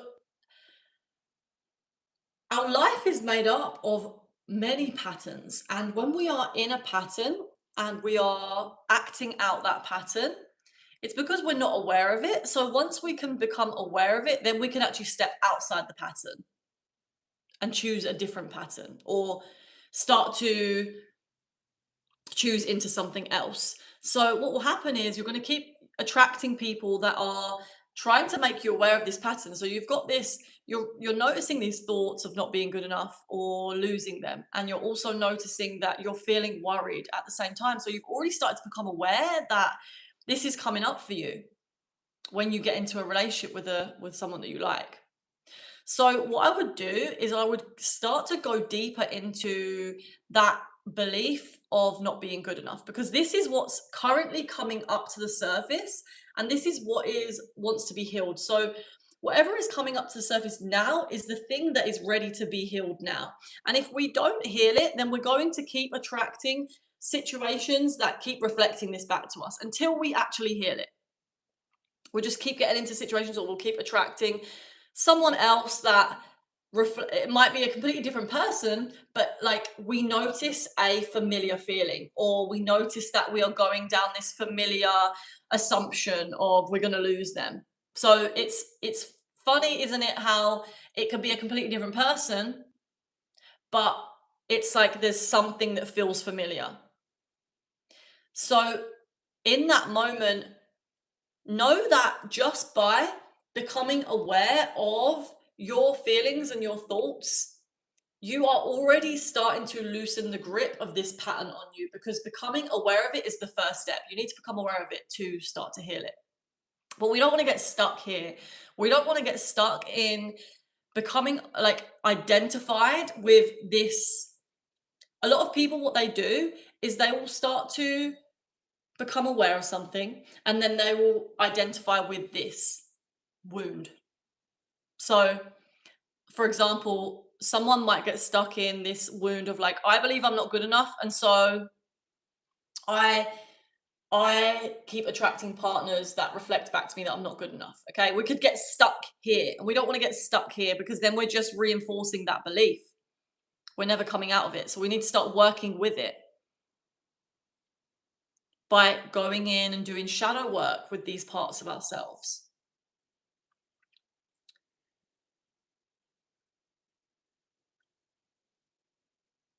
When you notice that you're seeing these thoughts come up that you're not good enough, I would ask myself, why do I think I'm not good enough? And is this something that I can 100% say is true? Is there any evidence to suggest otherwise? Really start to question these beliefs and start to see if you can prove the prove them wrong.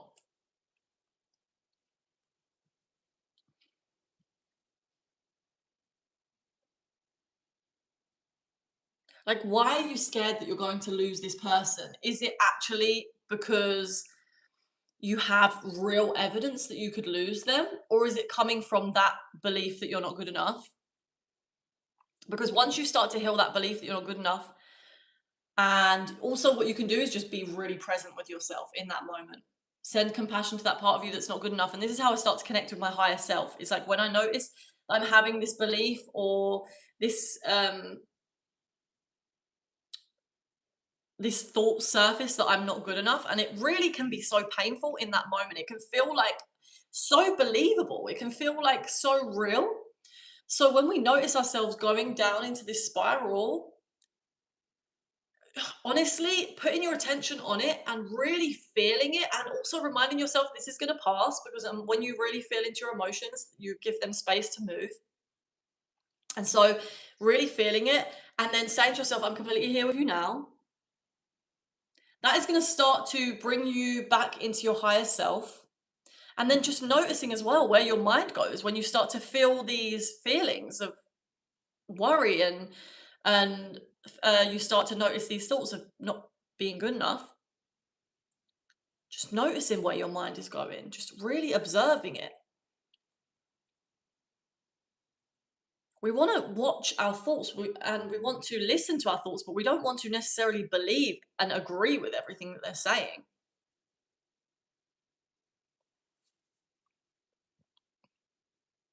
And know that you're not your thoughts.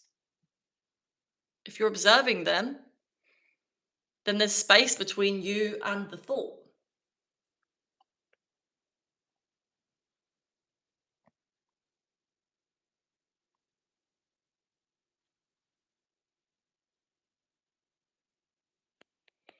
Okay.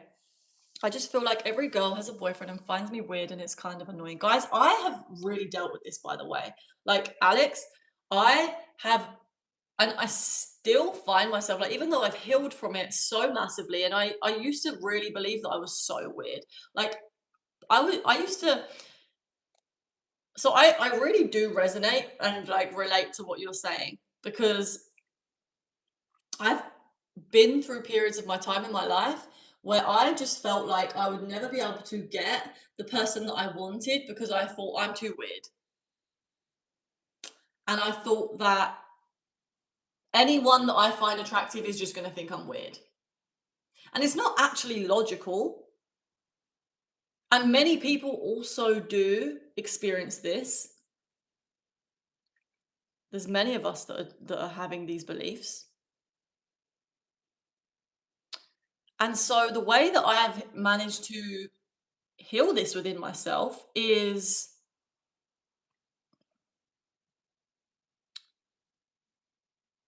okay, there's so many ways.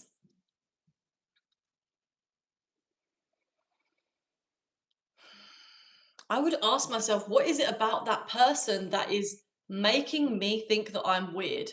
What is it about this person that I am pedestaling so much in them? Because usually as well, when we're looking at someone and they're triggering these parts of ourselves that make us feel like we're not good enough, it's because we're putting them on a pedestal. We're putting them on this imaginary pedestal that we're basically seeing them as so amazing and so great. We need to remember that they are a human being and they have their shadows and they have their gifts just like we do. And no human being on this planet is just perfect.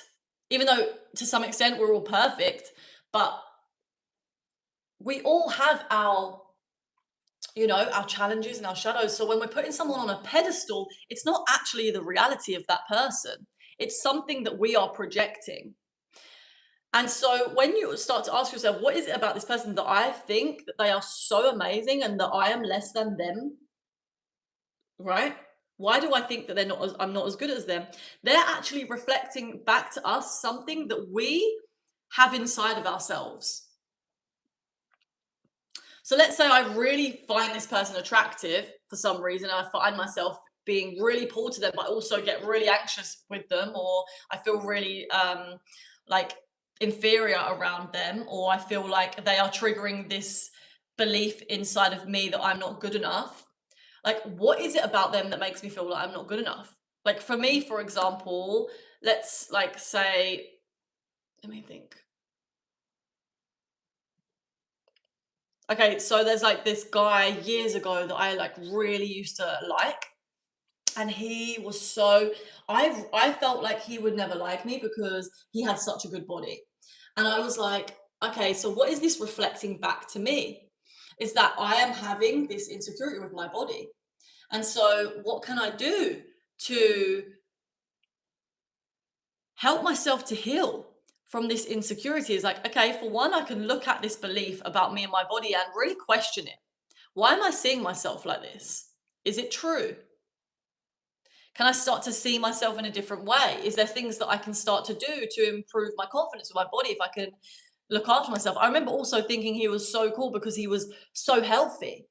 And so I would get insecure, or like I would feel like I needed to be on point with my health all the time. But it wasn't coming from this place of like, I need to do it for me. It was like to impress. So whilst I'm putting this person on this pedestal and imagining that they're so amazing, he might have been like eating a pizza and I'm just here like thinking that I need to be so perfect for him, otherwise I'm not gonna be able to get him. And the reality of the situation is that's not even the truth. So what I'm actually projecting is something that I do like, and this is also information it can give you. Is like, yes, I really do appreciate someone that is healthy and looks after their body, but I don't need to put myself down or put someone else down because they're not living up to that standard. If that makes sense. I feel like I went off on a whole tangent, but did that help? Okay, it's like I always want attention. If I like a girl, she can be anyone, and if I get attached to her, I will get jealous if I see her with someone else or talking to someone else. Okay, well, jealousy is fear of losing something or someone. You know, we have like, we could feel jealousy or we could feel envy, and they're very similar but different. Envy is like you're feeling envious of someone because they have something that you believe that you can't get. So if it's in that case that we're feeling envious, it's a sign that we have this belief that we can't get something. So we want to work on that belief and really question that belief. Why do I think I can't get this? And how can I start to change that belief? Right? But if you have this jealousy and you're scared you're going to lose someone, it's like we want to work with that part of us that is scared of loss.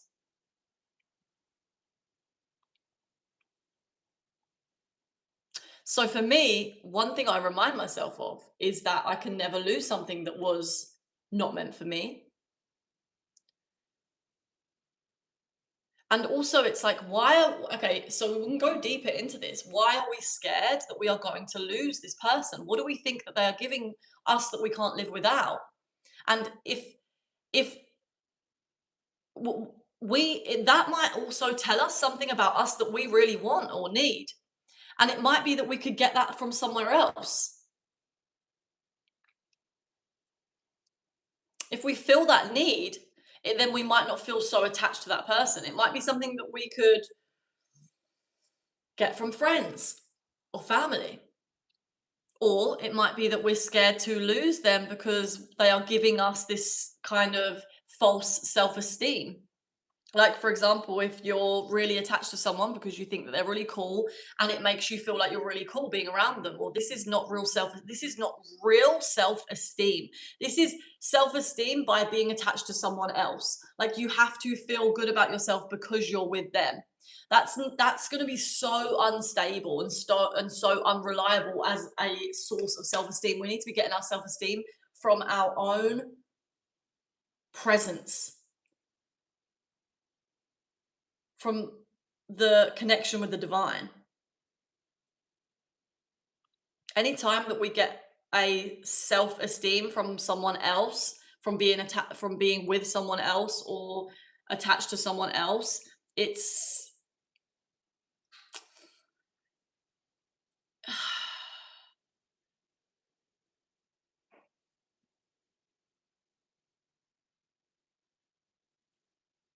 it can go either way. We can experience the highs and the lows of that. It's like the same as like material objects, you know, if we get our self-esteem from having a really nice car, that car is not going to last forever. And so it's not a reliable source of self-esteem. We have to get our self-esteem from the inside.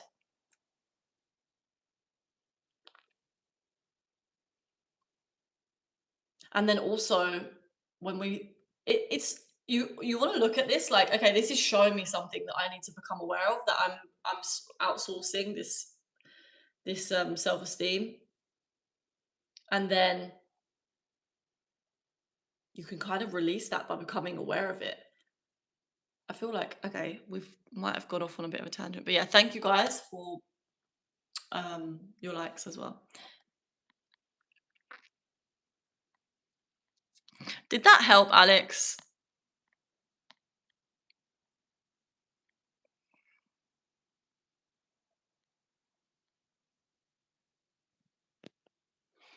Okay. Can you say something about how exactly things work around us? I mean, reality is illusion. It is indeed, but how to know the rules it follows to make reality out of illusion? If you look up the Hermetic principles, you could look into universal law and understand the rules of this universe. This is a really good way to understand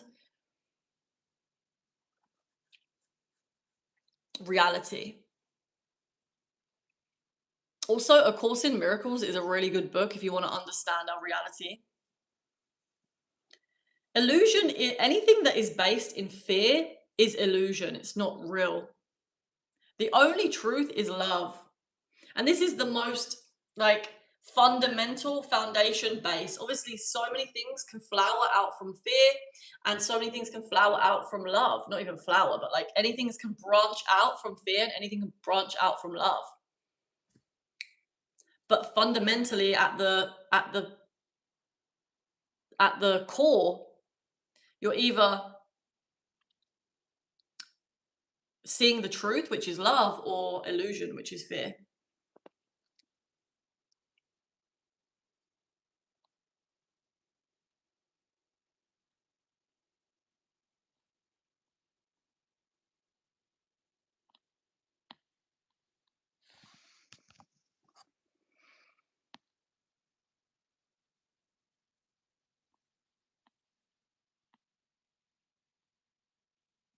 Yes, Hannah, and you said weird is so much better than a normie. And you know what? I always thought like, oh my god, I'm so weird. I'm so weird. And like, I don't know why I started to look into it. Like, okay, am I weird? Like, yeah, I'm unique, but like also I love my weirdness now that I am more authentic. And maybe some people think I'm weird, but I'm just like, everyone's weird in their own way, you know? And I love the weirder people. Like, we're just being authentic. So it's great. Like, why? I always used to think, like, I thought this the other day actually, is like, I used to worry so much about what other people thought about me when I was a kid because I just thought people thought I was so weird and I was so outwardly focused. I was worrying about like whether people wouldn't thought I was cool or not. And I was like, oh no, everyone thinks I'm so weird. And like, oh, I forgot what I was going to say.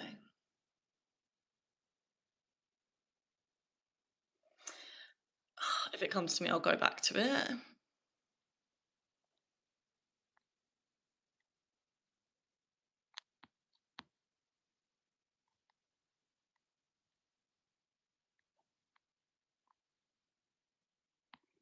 I don't think it's bad to impress someone necessarily. No, it depends where it's coming from, I think. Absolutely. Because we can share our talents and our skills and our, from a place of love and self, worth, and just actually doing it because it's just natural and we want to share the love that is pouring out of us through um and that's naturally going to impress people. But when we're trying to impress people and you know it's coming from this place of like lack of like, I'm not good enough, so I need to impress you by not being authentic, then that's when it can be an issue.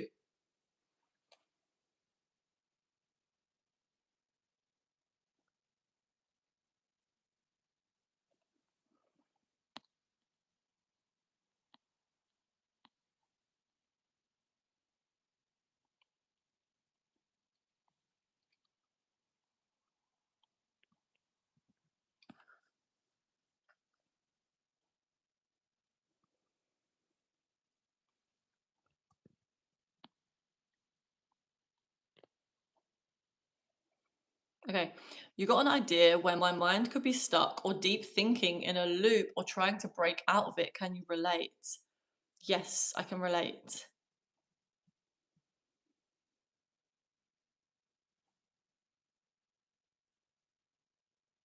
But Are you asking me something more specific?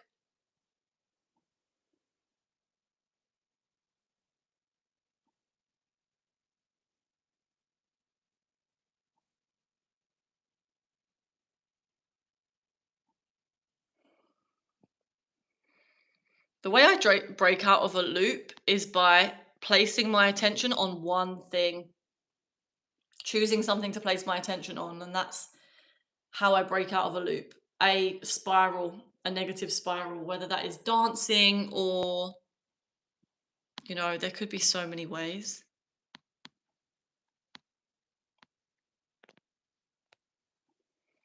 I just feel like as a person, I crave love. As I got older, I create these type of insecurities because of social media.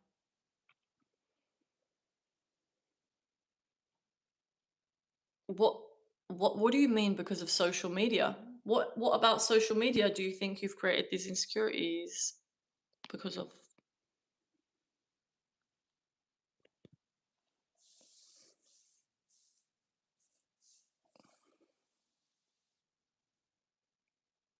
Any words of inspiration?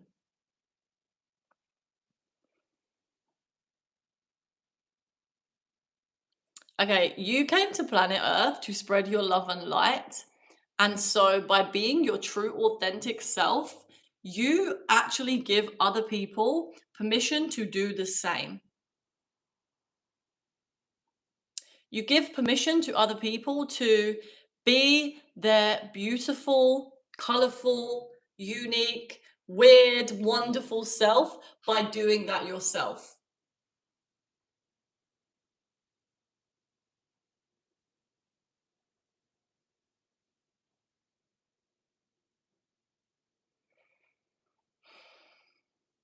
And also, when you're present and you're conscious, your presence and your consciousness is so needed on this planet.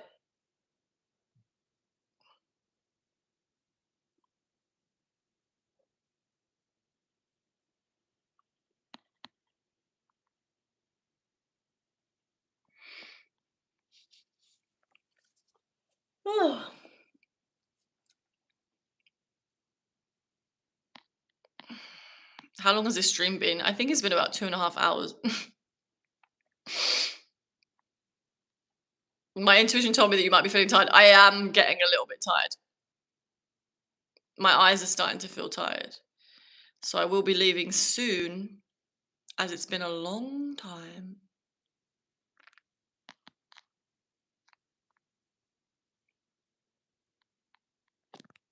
Okay, let's see.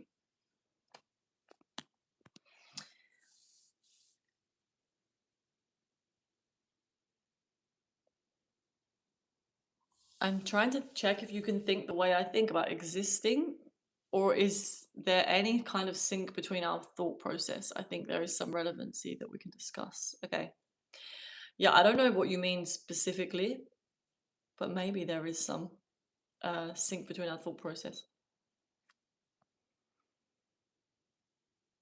Amy, like things I can't control, that girls love. Height, looks, and disabilities. Okay, Alex, but also you already said that you're like what, 5'10" or something. That's not like, I feel like you're quite tall. And also there's I don't know, I think you're comparing yourself to other people a lot.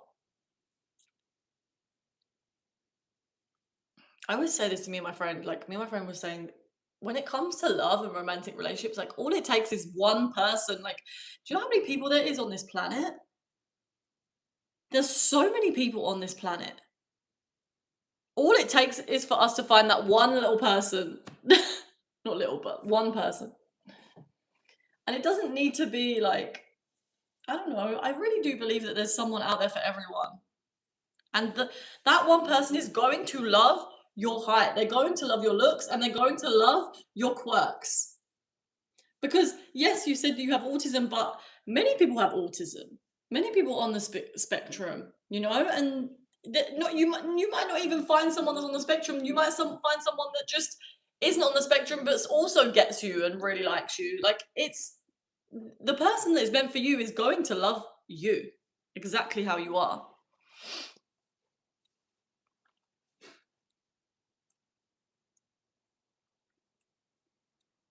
Okay, guys, you're all saying I'm tired. I am tired. You're seeing it. I'm gonna go. I can't be specific because the mind or the way of thought process is too complicated to talk anything clearly. I hope you're relatable. I think also swap because everyone is like also confirming this. I am tired and like I probably right now.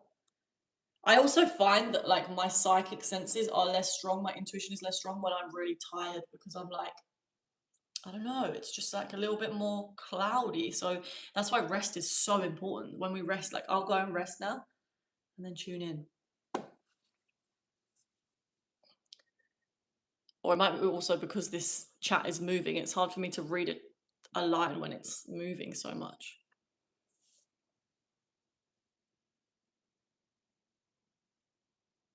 Okay, before I go, can I just ask you guys, did anyone get any like did this was this live helpful for you guys? And if it was, can you let me know in the chat? And if there was anything specifically or how you feel like if there's anything specifically that it helped you with, please can you let me know? It's really helpful for me for future lives.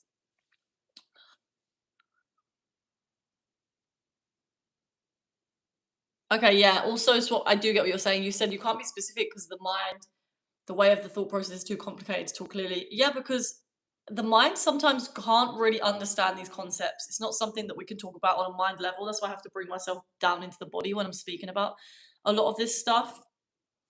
But maybe we can discuss it more in future um lives or when you email me and I can understand you better.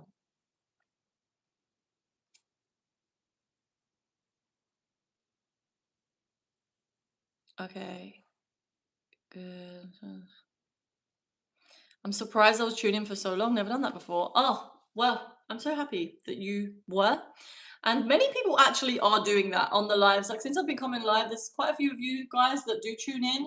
And I'm so grateful that you do. I love to see you all here coming back. And I really feel like I'm getting to know you guys, honestly. Like it's a beautiful experience. And I love that everyone chats to each other. It's like we're building a little community and it's growing and it's so beautiful to see you guys like love having these conversations with me and I feel like we're all on a level, honestly, like we get each other, so it's very beautiful and I'm very grateful for all of you for returning and I'm just happy that you enjoy, honestly. I'm just reading the rest of these comments before I go.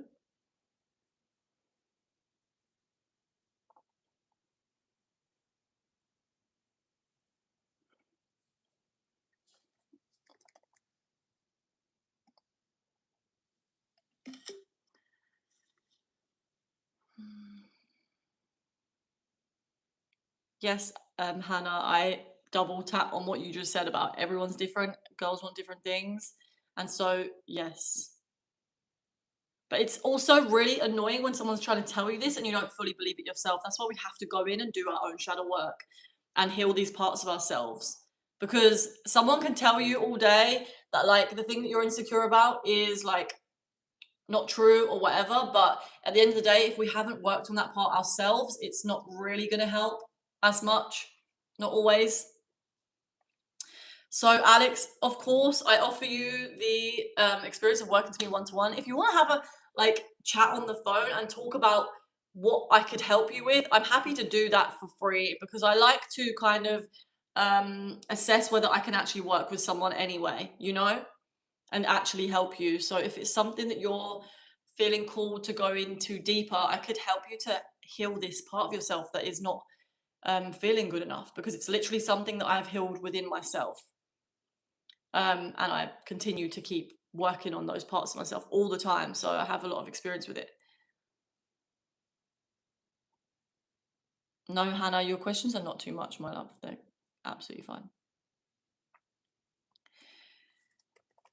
Good. I'm so glad, guys. Thank you for your feedback. I really appreciate it. I'm reading on my laptop, by the way. Oh, you probably can tell.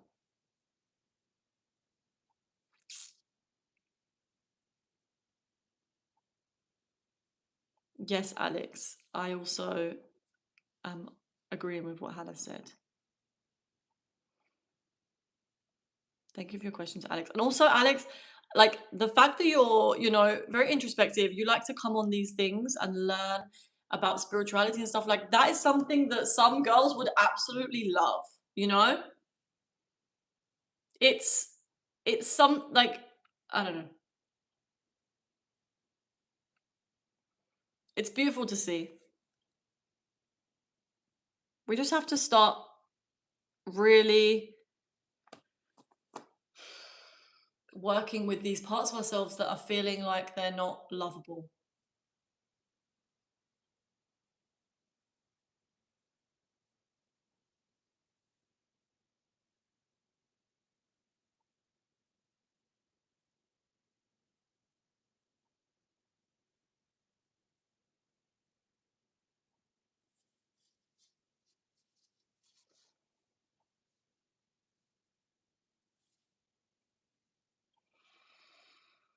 Okay, let's do a little prayer before I go, guys, before I sign off. Thank you, God. Thank you, Source, Universe, whatever feels good to you, whatever you resonate with. Thank you for another day on Earth. Please show me how I can be of service to the whole in a way that is in harmony with my nature. Please show me how I can be of service so that I can grant anyone that I come into contact with to believe that anything is possible. Please show me where my skills are, my gifts are. Please show me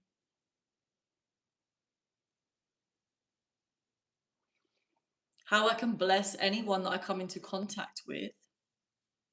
And let me hear through discerning ears so that I know what is needed from me in any given moment.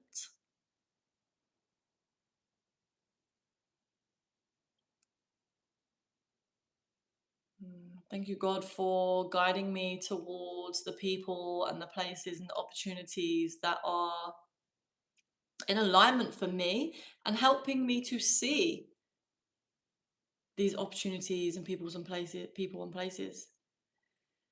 And I also ask that you continue to guide me throughout my day, helping me to be present, to stay conscious, and to really hear any guidance that my intuition, my soul, my higher self has for me.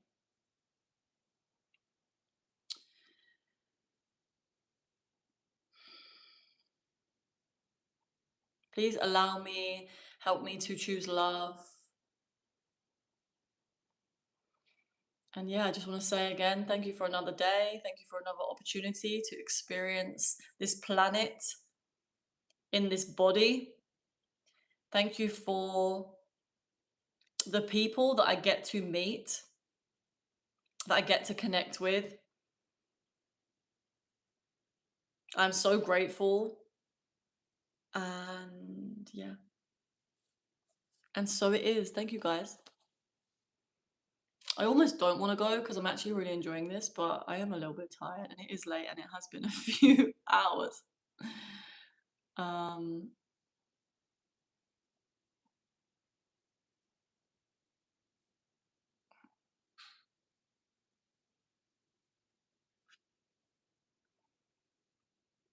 okay, Tim, do you think we need to set boundaries? What do you mean? Okay, let's not get into it right now. Did you mean with the chat? Because if so, maybe. I feel like we are setting boundaries. It's okay. The chat's actually great. Okay, guys. Anyway, I'm signing off. Have a beautiful evening. Peace, namaste, and I'll see you tomorrow. I'm coming back tomorrow on live, so I'll see you then.